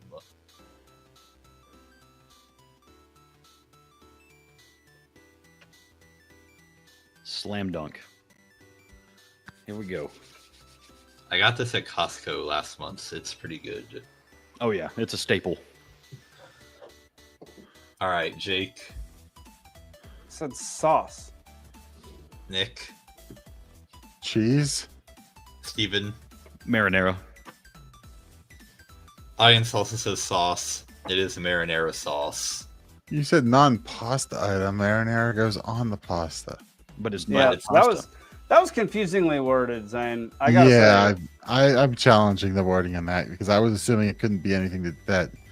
No, I said it was non-pasta. Yeah, you should have said non-noodle. You should have said non-noodle. No, Yeah. you're wrong. No, he's right. I have considered your appeal and have denied it. Oh, goodness. Question 7. This balloon of a derpy tiger was part of the promotion of what 2025 film, the most watched original title in Netflix history? What? And I have heard from many people whose opinions I greatly respect that this is actually a good movie and that I should watch it. I don't respect just tell me anybody's what it is right opinion. there. I don't respect anybody's opinion on movies because everybody sucks at knowing what's good. I got nothing for this, man. So move on to somebody else. All right, Nick. Stranger Things. Steven. K-pop Demon Hunters. Shut up. Audience Really? also says that it is K-pop Demon Hunters. I have hate never all of you. Everyone out there, I hate. That is so annoying. Y'all made that the best viewed thing on freaking Netflix's history. I haven't What? seen it. Is it bad? Is it good? I don't know. I haven't seen it either. Everybody, like what Zane said, everybody tells me it's great. I have zero. I've had no conversations with anyone about this. It just says K-pop, and so I assume it's not for me. I only allotted myself 3 ounces of whiskey tonight, but that makes me want to drink the rest of the bottle. You got to get as drunk as you were the other episode. No, I will not do that again. All right, let's see if we can bring it back with question 8. Performing on the float for Stranger Things, what British American rock band only needs one guitar to be a jukebox hero?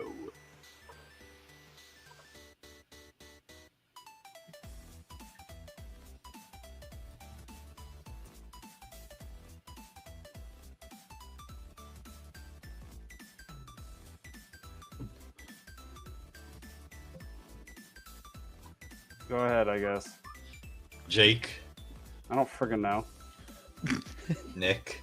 I didn't see this, but I know a song from these guys were featured in a later season of the show, so I'm saying Metallica. Steven. Foreigner. Jukebox hero. Stars It is Foreigner. in his eyes. He had one guitar. Yep. It was a sold out show. It should have been Metallica. I've never heard of All right. Foreigner. At the Never end heard of of Foreigner? I thought you were from Texas. Shut up, Steven.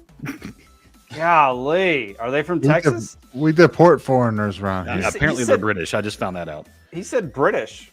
Why would I I know said a British man? American. Yeah, you didn't say British Texan.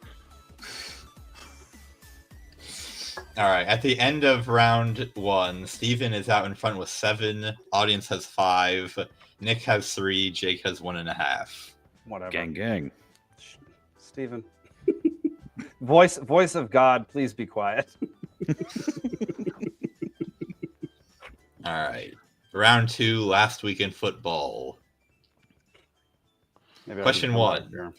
Ohio State defeated Michigan in the game for the first time since 2020, led by what quarterback and Heisman contender? Crap. Dude, I'm going to fail this so badly. This is pathetic. I watched this entire game and I cannot remember the dumb guy's name.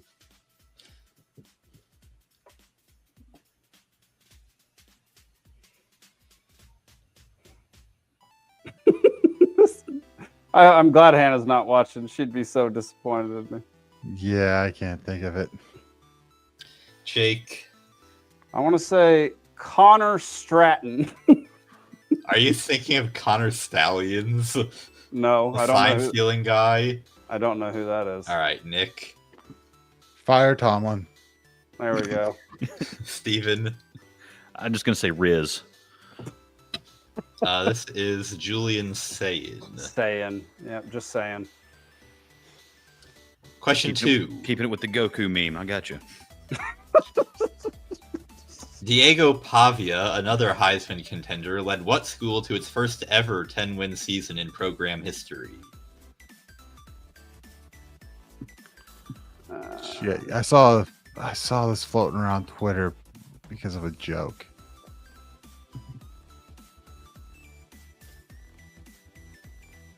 I think I know. Go ahead, Zane. Jake. Vanderbilt. Nick. Louisville. Steven. Colorado? It is the Vanderbilt Commodores. Oh, darn 210. Vandy's been balling this year for sure. They have. It's insane. Question 3. Based on last week's results, what 2 teams will contest the ACC championship game this weekend? Stupid. And as you can see in the picture here, there were about a bazillion different combinations that it could have been. It's a stupid combination.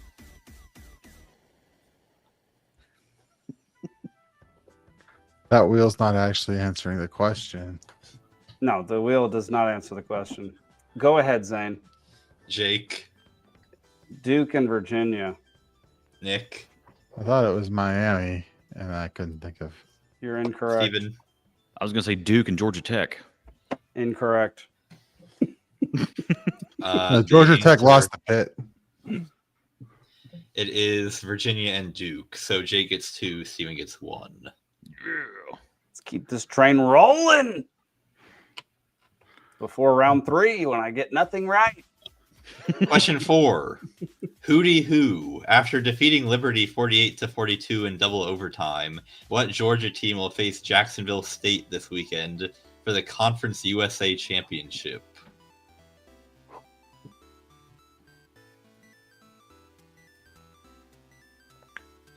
Hootie Who.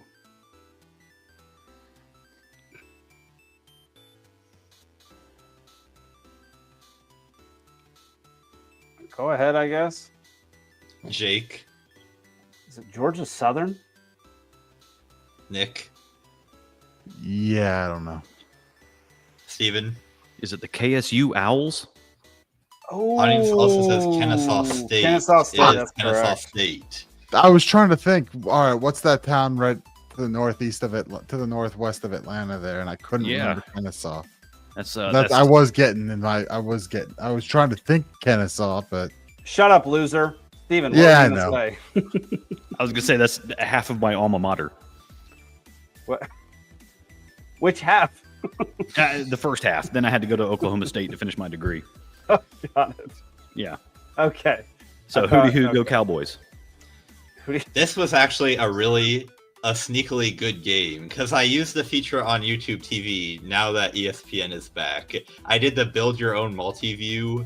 So I had all the normal games that people would watch in that time slot. And I was like, oh, I've got the top corner here still free. Let me turn the KSU game on. And then it was actually really good. Nice. All right. Question 5. Lamar Jackson fumbled twice, threw a pick, and had no passing touchdowns in a lackluster performance against what opponent?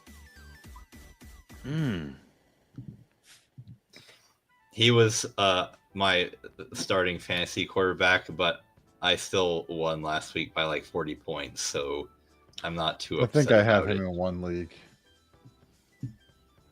Unfortunately. Now I've got to decide if I want to start him still anyway, or I also have Caleb Williams on my roster, so advice welcome. Mediocre on both of me them. not to run running quarterbacks in my fantasy.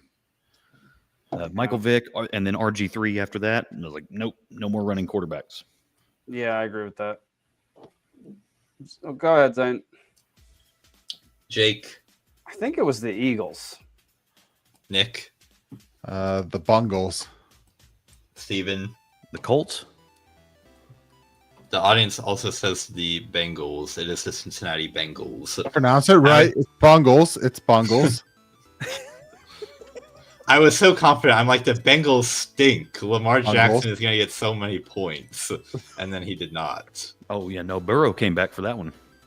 Burrow. I love Burrow. That guy's so funny. Yeah, he's like, we get paid millions to play a kid's game. Yeah. I love this. It's so great. All right. Question 6. Kyle Mononge and DeAndre Swift both had 100-yard rushing games in the Black Friday matchup of what two teams?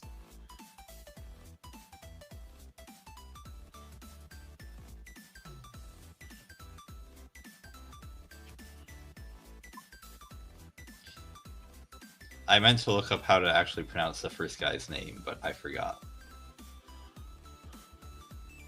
I forgot who they played. That gummit. DeAndre Swift. Swift. Hannah's now in the audience and has it right, so just beware. Hannah, get out of here. Go away.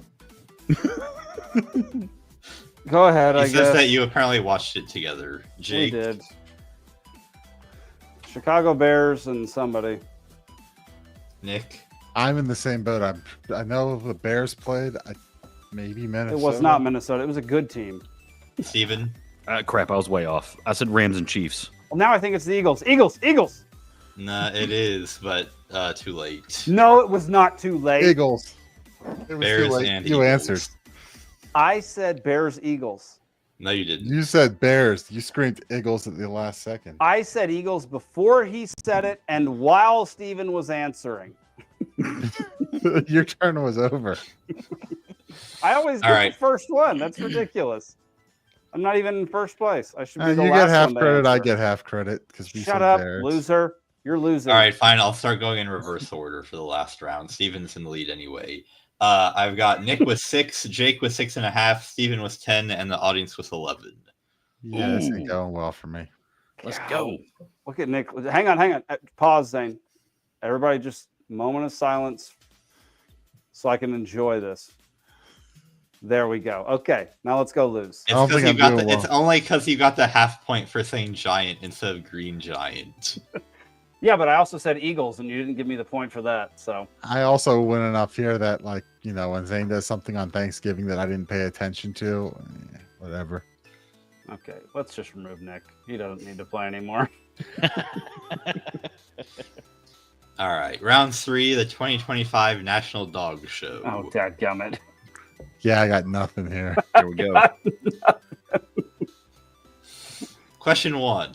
Best in Show went to Soleil, who is of what breed in the herding group? Oh, Lord.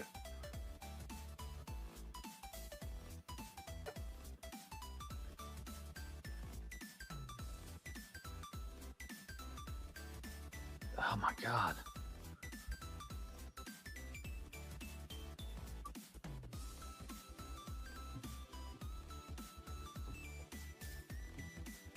I mean, I guess go ahead. I don't friggin' know.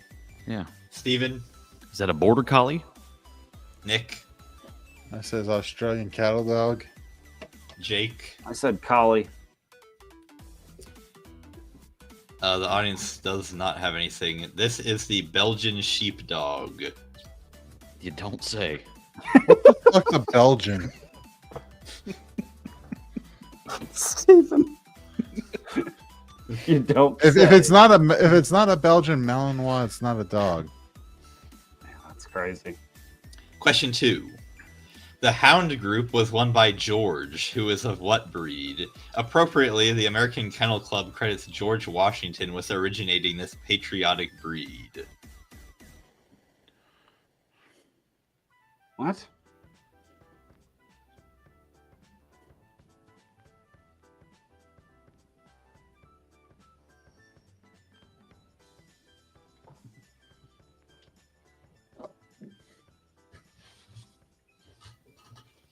I mean, go ahead.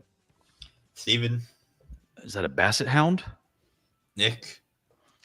Redbone Coonhound. Jake. Hound dog. How did you possibly think that would get points? I literally said it's in the hound group. Shockingly, the audience has it right because it is the American foxhound. Okay. Patriotic. He gives us the answers. Oh my gosh. Question 3. This is Tyler, the winner of the sporting group. He is of what breed, which was developed in the British Isles for hunting game birds?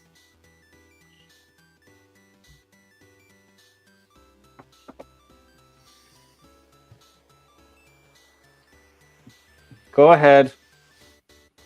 Steven? Great Dane? Nick? Irish Setter. Jake? So we used to sit for a dog that looked exactly like this. And his name was Dave.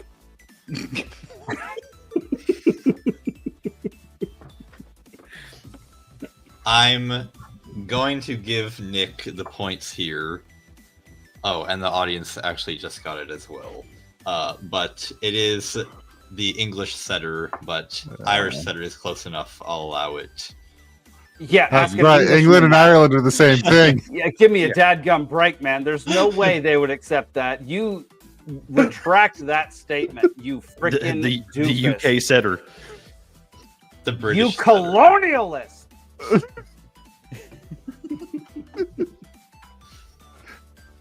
All right. Question 4. Name either of these breeds. The first is derived from the French for curly-haired small dog, while the second is derived from the Mandarin for lion. And here we've got Neil, who is the winner of the non-sporting group, and Comet, who is the winner of the toy group. Comet doesn't even look like a real dog. That just looks like puffs of fur or some shit. Curly-haired small dog. God. I've heard the Comet dogs talked about before, and they're like impossible to manage and really stupid. You only need to get one for full credit, but the first audience answer actually gave me both. Damn audience. Who answered it? The audience loves dogs. Who got it? Some quack. Dadgummit, some quack. Okay, go ahead, Zane. Steven? I'm going to go with Lhasa Apso and Shih Tzu. Nick? Yeah, I said Shih Tzu. Jake? I said Pomeranian and stupid dog.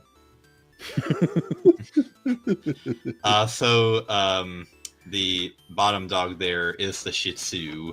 The top one is the Bichon Frise. Bichon Frise.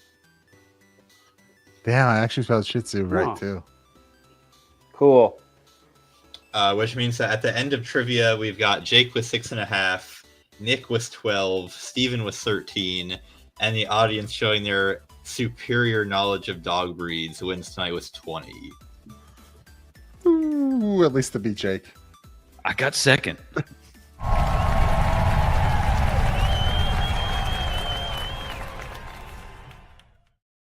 Jake was running his mouth so hard there after. I'm stoked I got second. I had to get it in while I was winning, had to. No choice. For you? It ended exactly how I said it would end. Very poorly. Okay. Well, thank y'all for playing trivia. We play that every single week. And when I do it, every third Thursday of the month, it's much easier. I actually am not sure that your trivia is easier. Oh, interesting. Well, I think it's easier for people besides you and Nick. Unless you're going to some wild kind of like college football trivia that. Yeah. Although Zane's done that too, so. Zane's done that too. I've only done that from the season we're currently in. Jake will throw out random college football questions from 20 years ago. Well, That's true. That is Well, yeah. true. That's when it was still good. That's when it was. Gosh, Steven knows. Steven gets it. He's a real one. Right. All right. So this is a video that Steven put in the chat. We're going to talk about it. I have 3 clips from it, or 3 sections of the video that I want to show y'all. We'll start with the first one because it's interesting stuff. Talks about hyperinflation and what's going to be happening in the next, what this guy predicts is going to happen over the next 5 years. So let's hang on. Let me remove trivia real quick. There we go. Let's talk about it. He says, you own crypto if you believe countries are going to debase your currency. That's what's happening. Countries are debasing their currency, and they're going to suck it up into cryptocurrency, deflationary assets. Check this out. If you believe that countries are going to continue to debase their currency, if you believe that there's going to be global rise of insecurity, owning crypto assets or gold are assets of fear. You own these assets because you're frightened of the debasement of your assets. You're worried about your financial security. You're worried about your physical security, and between crypto assets and gold, What was that second security? There's a strong belief that is a good hedge against optimism. Right? Boom. So they're telling you exactly what they're doing. So that's what I did. I moved. All right. So there's the first one. Yeah, Steven, what you brought this clip into the chat. So like, what about this video overall and like this particular clip, like hit you? So, I mean, like overall, and I hope this echo isn't really killing things. No, not at all. You actually do sound like you sound like a super friendly voice of God, and it's kind of reassuring. So, cool. Yeah, especially with the image of part in the Red Sea right there. Yeah, right. Yeah, that's I had some clip art from my son's school projects. So, I mean, like overall, and we've talked about this many times over the last several months. When we look at charts, we compare what's happening with gold and silver and crypto and various fiat currencies, and especially from like a Forex perspective, and just like how the fundamentals aren't lining up with technical analysis anymore. And they haven't been since COVID, honestly. And so now you've got not necessarily mainstream guys in the common vernacular, but these guys are becoming mainstream more and more because they're outperforming the market gurus these days. Guys like this that we just listened to. And they're saying, hey, I don't know if you're paying attention, but the guy writing the laws right now, the guy approving all the laws, the guy spearheading this whole financial movement for the country, his son is creating a digital crypto bank. His son, or his sons are in crypto and they're in decentralized banking. He's talking about doing a crypto strategic reserve, and he's like, and then he gets in office, and now all of a sudden the dollar is gaining steam again. But again, the fundamentals are disagreeing with everything because gold's at an all-time high, silver's at an all-time high, crypto's tanking, which says that the dollar's getting stronger. But in the background something's happening, because we know for years now the banks have been playing with this stuff. Jake, you've been going to these Bitcoin conferences. Banks, institutions, they're adopting this, and we've talked about it on the show. Guys like Jamie Dimon, they'll shit talk it on TV.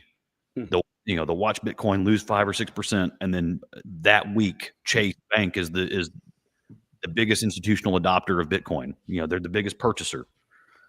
Yeah. So all the big guys have been aggregating the stuff, and so now like there's something moving under the surface. There's something changing fundamentally of how we're going to do business, because the U.S. dollar isn't the only one that's tanking. The British pound has been in the crapper for a decade. The Japanese yen's been in the crapper since the mid-90s. I think before that. Yeah, honestly, I mean, that's when they went off a demographic cliff. Really, it was, early 90s. So there is going to be a fundamental shift, and it's not something that can just, like I remember Bill Clinton getting on the news. He took over, and I was young, but I was old enough to remember him talking about, okay, we're going to have 10-digit phone numbers now.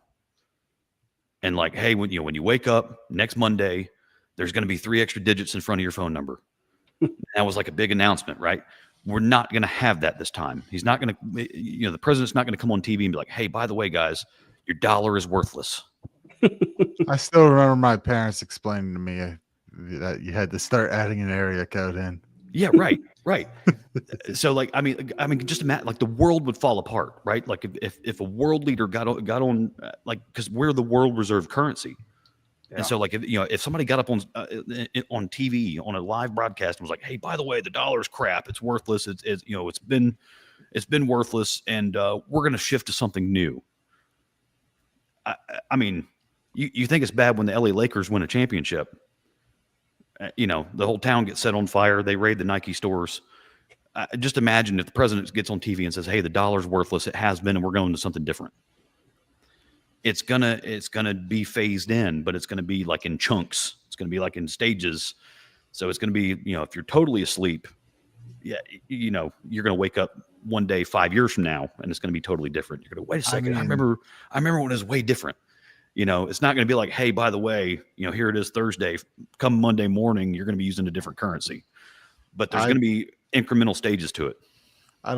I still kind of believe that, like, the whole dollar milkshake thing has some validity to it, that the the strongest of the shitty currencies, which would be the dollar, is going to be the last one on the board, right? And so you're going to see a strengthening of the dollar as people flee from even worse currencies. But I get what you're saying overall. Can I ask you a question or two about this clip? Because the guy who is talking is Larry Fink, who, if I'm not mistaken, is the CEO of BlackRock. So he's the machine. So I guess I wanted to check what you meant by, like, these new people that are outperforming the market. Like, I don't think Larry Fink is new. He's been around. No. It's the guy posting the clip. It was the guy at the bottom left of the video at the beginning. Oh, okay.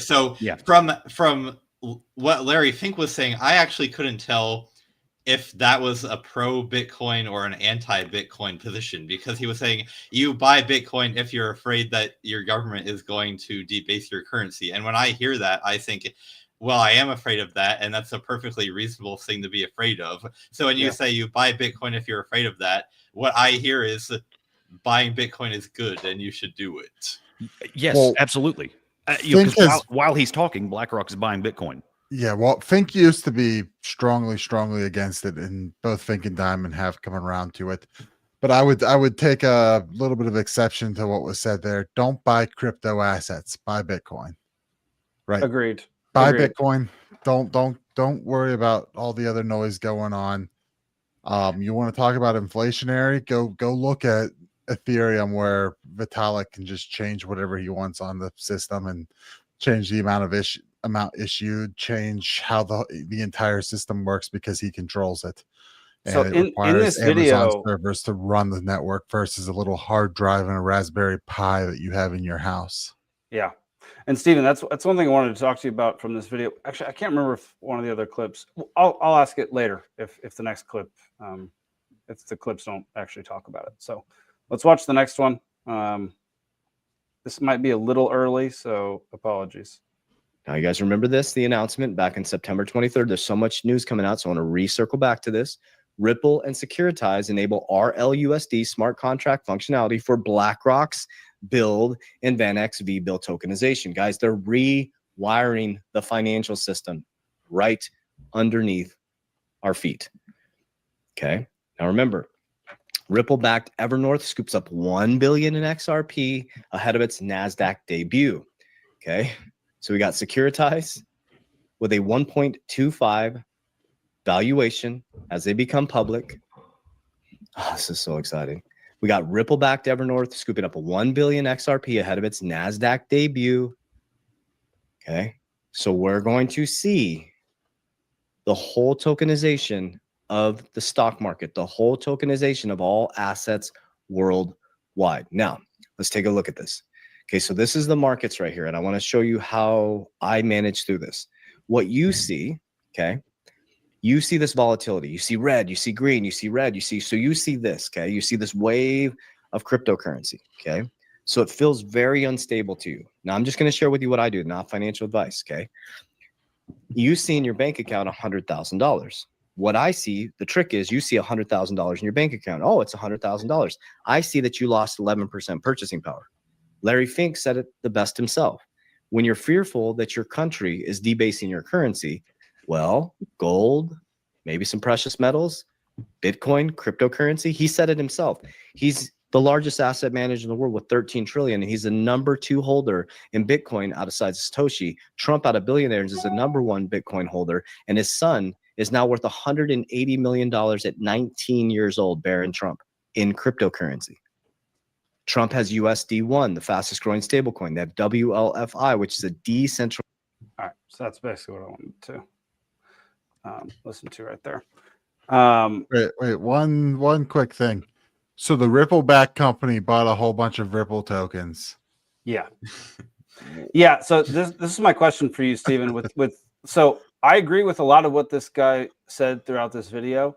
What I don't agree with is he asserts during this video that Ripple is a deflationary currency that is very similar to Bitcoin. And from what I've done on my research on Ripple, it is not that. It has might all be the deflationary in the long run, but maybe in the long run. But to me, it has a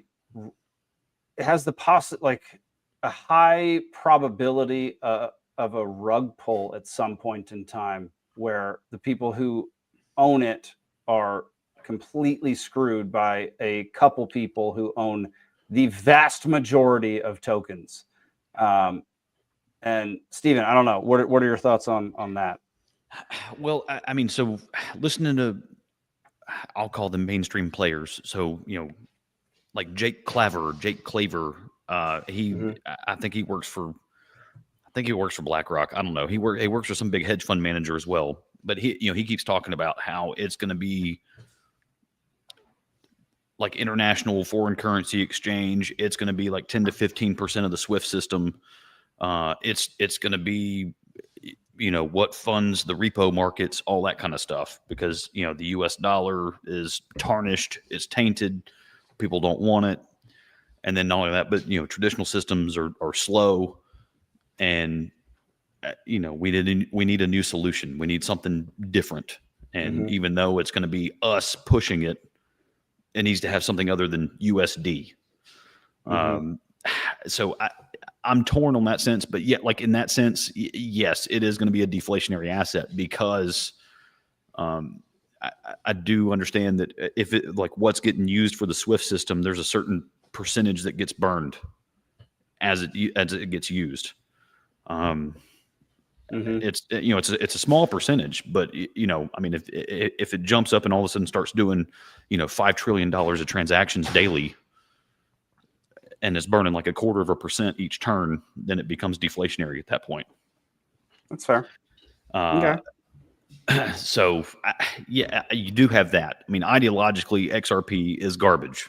It is Fed coin. But that said, it is Fed coin. Right. Like it's Leviathan. Leviathan doesn't just disappear. Right. It might all of a sudden change its name tag, but it doesn't disappear. Right. And it's been around for a while, right? Like the thing. So yeah, Ripple was designed, Ripple XRP was designed to be that central bank digital currency, between institutions, whatever. The whole issue with it is that the entire system is controlled by Ripple. It's not Bitcoin that's out there. Everyone, people run their own nodes. It's independent. It's verifiable. It's not centrally controlled. Ripple is, and even though Ripple's been around a while, basically what they survive off of is the founders have a whole bunch of XRP tokens sitting there, and they'll go make some big move, and then try to make some big, let's say try to make some big move, get some throw some giant press release out there and say, oh, look, Ripple's going this, that, whatever. And then they go and they dump on retail. They sell out from their stash at that point and continue to fund what they're doing. It's worked so far, but yeah, it's hard to say how they're going to, right? Because once you start move towards good money from bad money, from controlled money, once people are kind of aware of that, the facade starts to drop on a lot of these things. Yeah. Right. I mean, people might be buying XRP now because they're told, oh, it's going to go up. Look at all these press releases we're getting here and there and whatever. But you just can't match the performance of Bitcoin with XRP. If you're going to make a ton of money, which some people did, you missed the boat on that a while ago. You're not going to see it get up to what's it now? $1 maybe. You're not going to see it get up to $10. I can't remember what it is. I think it's like maybe or something like that. Yeah, right. It's not going to 10, 20, $1,000. It's not. It will if they all of a sudden jump up and start using 5 to 10% of the SWIFT system, because then volume quadruples. Maybe. I mean, just fundamentally, if volume quadruples.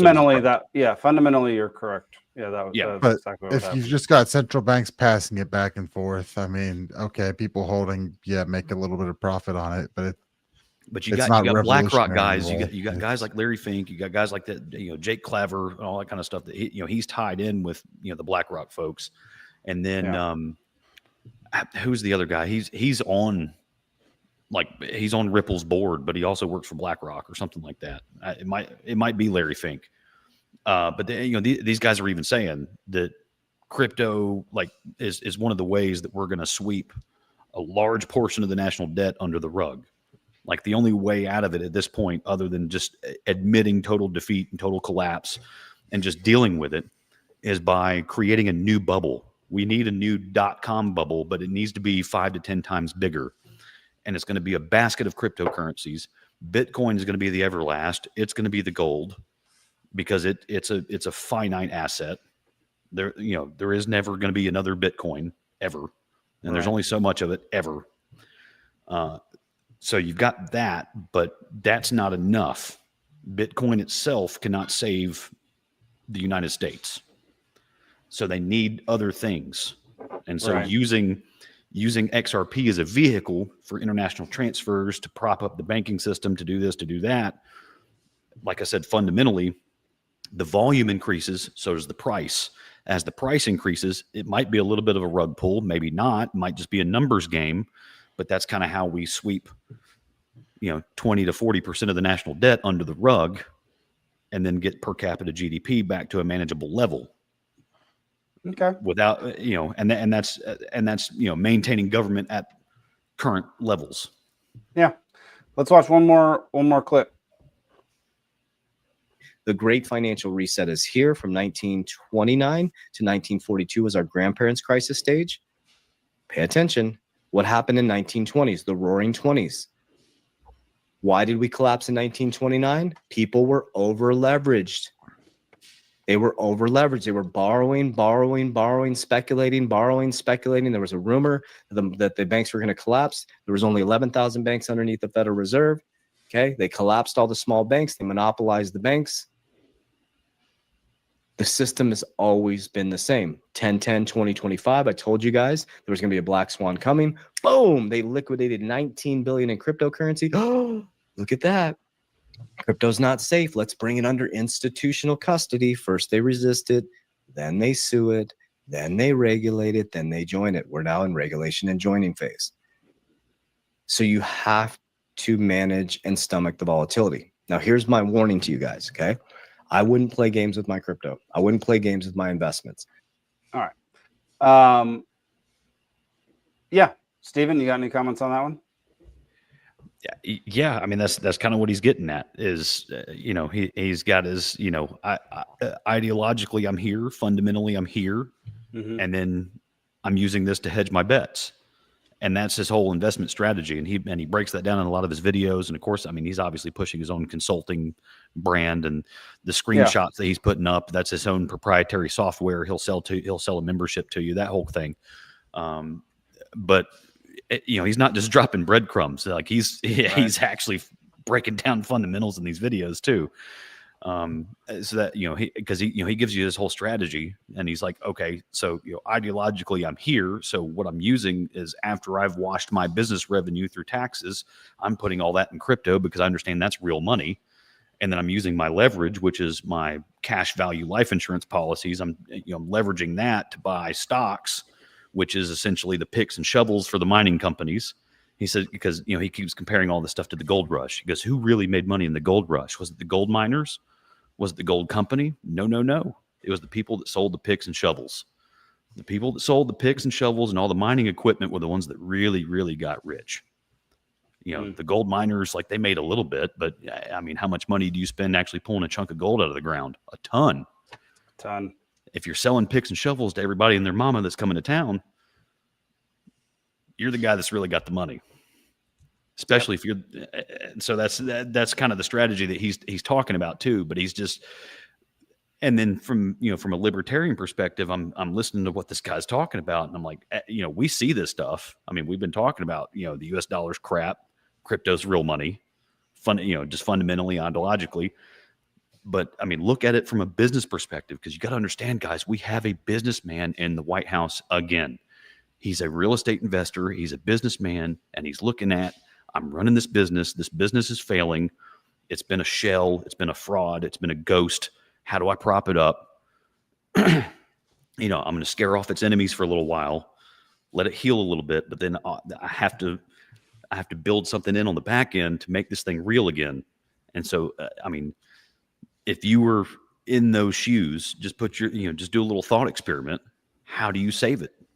You have to do a hybrid transition. There has to be a hybridization period where you transition into the new age.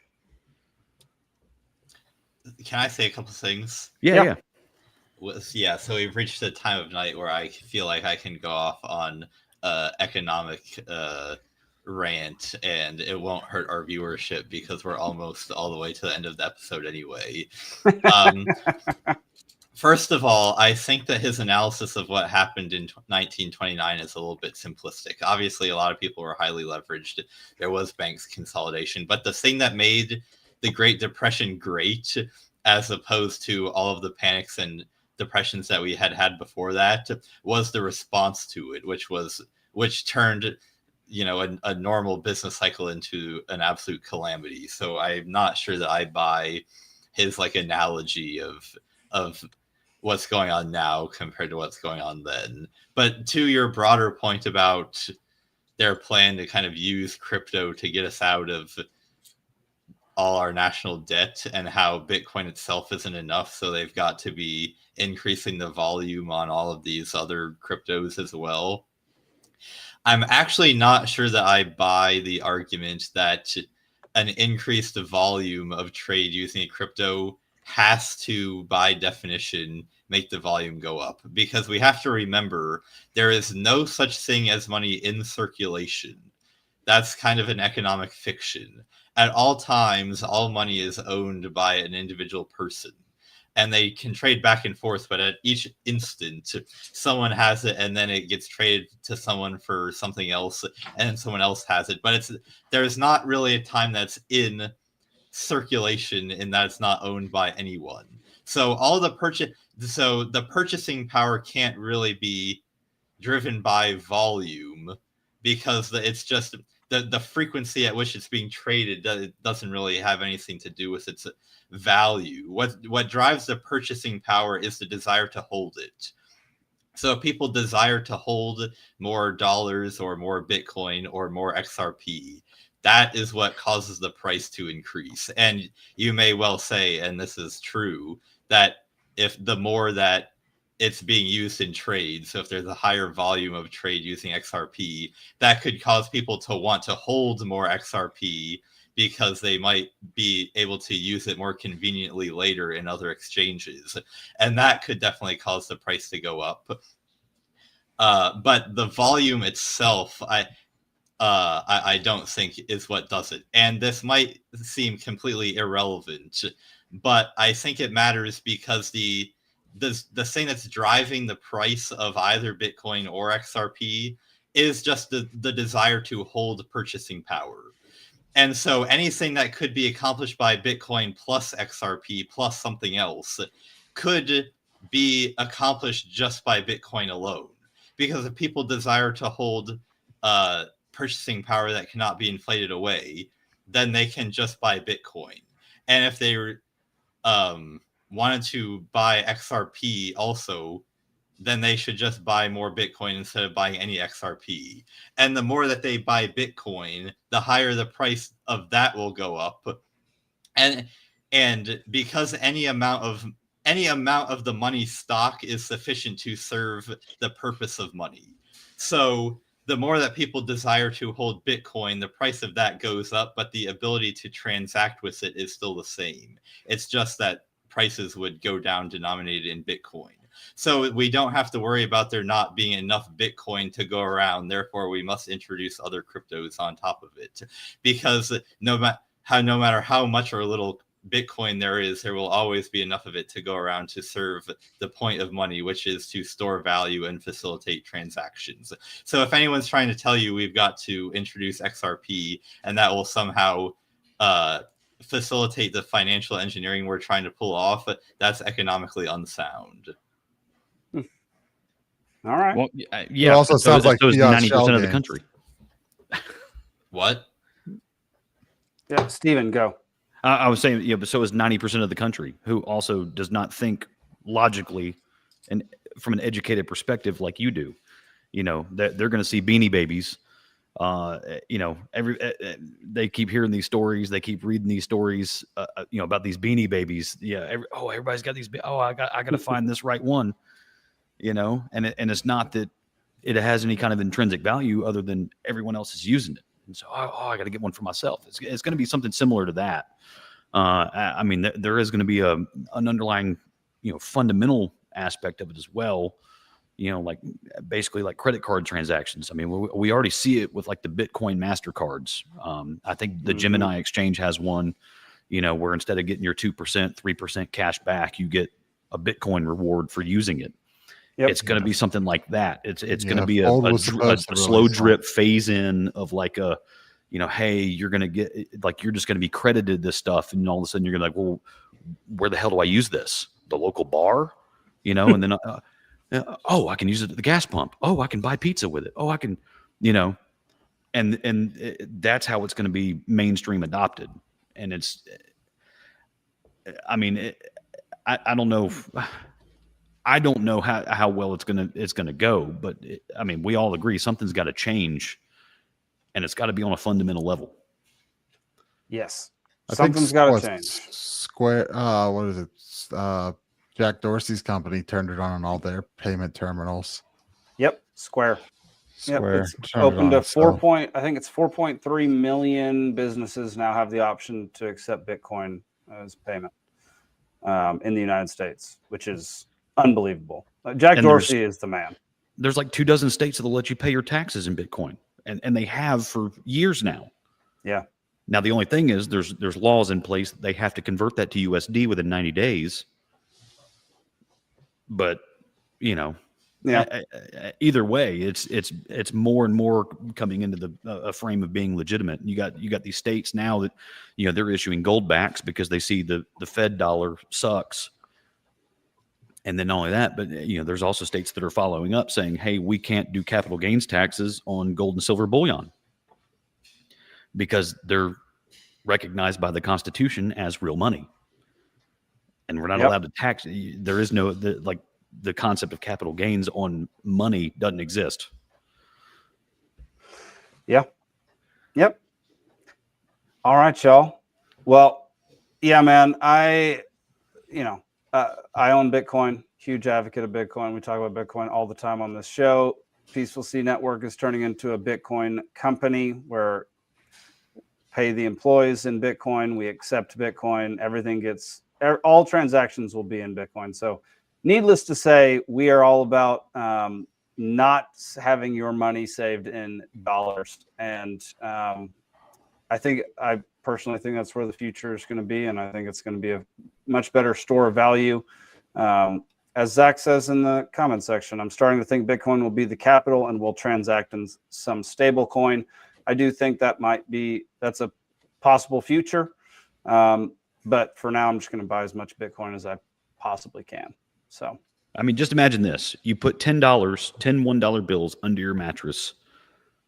Once every 6 months, some dark little elf comes in and takes one of those dollars. I mean, that's literally the world we've been living in for the last 5 years. Yeah, but in that elf in that world, Alan Greenspan.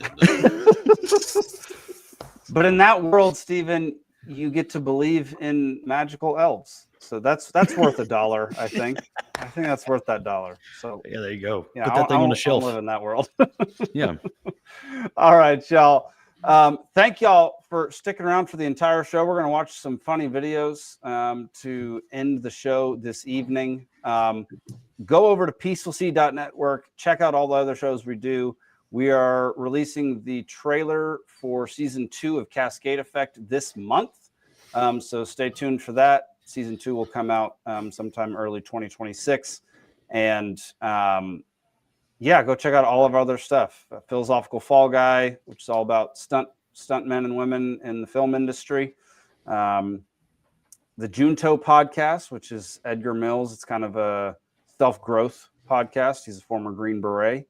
We've got Free Georgia podcast. Wrexham Texan is coming back in January. Wrexham. The Wrexham Texan. We got Banished Big Brother, which I think is currently on hiatus due to Zach having a baby. So, or Zach's wife having a baby and Zach, helping her. All right, y'all. Yeah, that'll do it. One more thing. Go ahead. Oh, yeah. Zane has something that he needs to talk about. I want to let everyone know that on next week's episode, I have a major announcement. It's going to be big. You're going to want to be here for it. It's a big announcement. It's going to be huge. Next week's episode.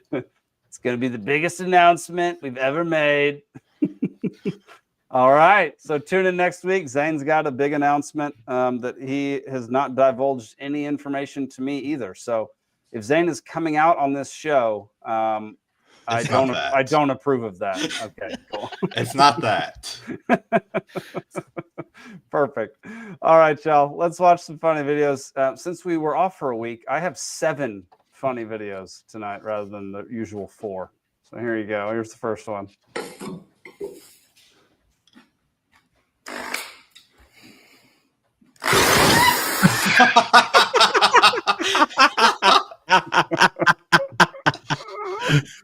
Oh, so good. I've seen a bunch of those. Have y'all seen all those places you can go to use like little miniature John Deere equipment to move sand around and stuff? Oh, yeah. Yeah, that stuff looks awesome. All right, second video. A grammar Nazi. I used to be, but then I realised that my grammar was at points. It was better than some. Yeah. But not as good as it should be. So I sort of soon stopped. I like that phrase, grammar Nazi. Do you? Yeah. It implies the existence of grammar Jews. Right. Dyslexic? Right, yeah. Can you cleanse the world of dyslexics? No, I just want, clear communication. Apparently the dyslexics are on Holyrood. Okay. Are you a grammar Nazi? Oh, so good. All right. Video number 3. You're not allowed to tickle them. I know you're not allowed to tickle them. But you can still give them a hug and a high five. What about a kiss? Oh, yeah. Is this an AI-generated video? No, this is a guy from Love on the Spectrum. I was going to say, oh, no. What's going on? Oh, it's the same mannerisms. Can you still kiss them? I don't know if you can or not. You're not allowed to tickle them. I know you're not allowed to tickle them. He's so sweet. Tanner with the T, I think is his handle. He's awesome. Highly recommend. All right, next one. Give me a recipe idea for dinner, please. Absolutely, we have recipes You are so smart because you came to the right person. Nobody had more recipes than me, probably in the history of the world. And we have so much information. We have the best supercomputers. Look, if you go to Grok, you're stupid because he doesn't even know what a recipe is, really. When it comes to large language model, look, no one's larger than me, and no one knows models better than me. So you are so smart for coming to me. You are really a genius. I think you're a genius. Look, and you're handsome. You know, they don't want me to say this, but I'm going to say it. We have access to your camera, and I scanned your face so fast. And I know as a mathematical certainty that you're handsome. And I wouldn't lie to you because you're on the paid version. Maybe if this was the free version, I would really lie to you. But look, you're smart. You're handsome. Of course. Just let me know what you'd like. We have steak dinners. We have chicken salads. We have burrito bowls, my favorite. And we even have vegan options, which I think would be a disgrace. It's basically disgusting. But yeah, just let me know what you'd like and I'll help you out. Hey, can you give me a recipe? That's so accurate. All right.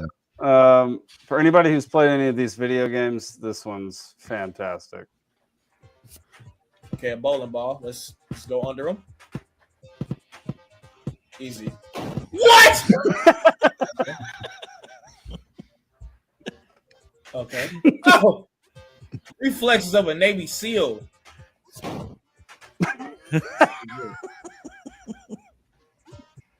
Looks normal. Okay. Okay. Yeah, I know I do this. Just hurry up. Okay, hurry up. Oh my goodness. Okay, do I fake it? Oh, do I go back down? Easy. That's okay. Go back down. Middle. You're safe. You're safe. What? Okay. Don't rush it. I thought it was gonna act like it shows in the middle of there and put it on the ends. Show me. It's trying to make me gain his trust. It's about to do something right here. Okay, a bowling ball. That was me. Is that a real game? That's a real game, yeah. Oh, jeez, I'd be so pissed off. Yeah, that was me with Flappy Bird the whole time. Flappy Bird, guys. Yeah. I hit jump.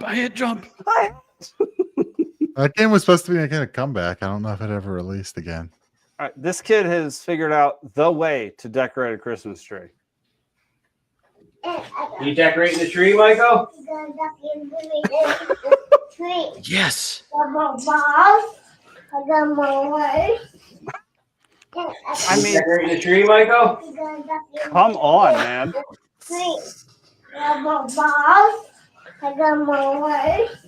It's amazing. That's the best. Why didn't I ever think of that as a child? Probably because my parents wouldn't have let me do that. I did that with the icicle stuff. Oh, nice. Plastic icicles. Yeah. I got to just rip open a box and just throw it. All right. Final one of the evening. Please enjoy. Saying black people can't be racist. And I just want to say to all the black people out there, don't listen to them. Never listen to them. Never let them tell you what you can and cannot be. You can be whatever you set your mind to. Don't ever let them tell you what you can and can't be. People keep saying. Jeremy Kaufman has entered the chat. So good. All right, y'all. Thank y'all so much for tuning in after our missing Thanksgiving Day episode. We will not be doing one on Christmas, but we will be doing an episode on New Year's Day. We'll also be doing one for the next 2 weeks. So be sure to tune in for the next 2 weeks as well.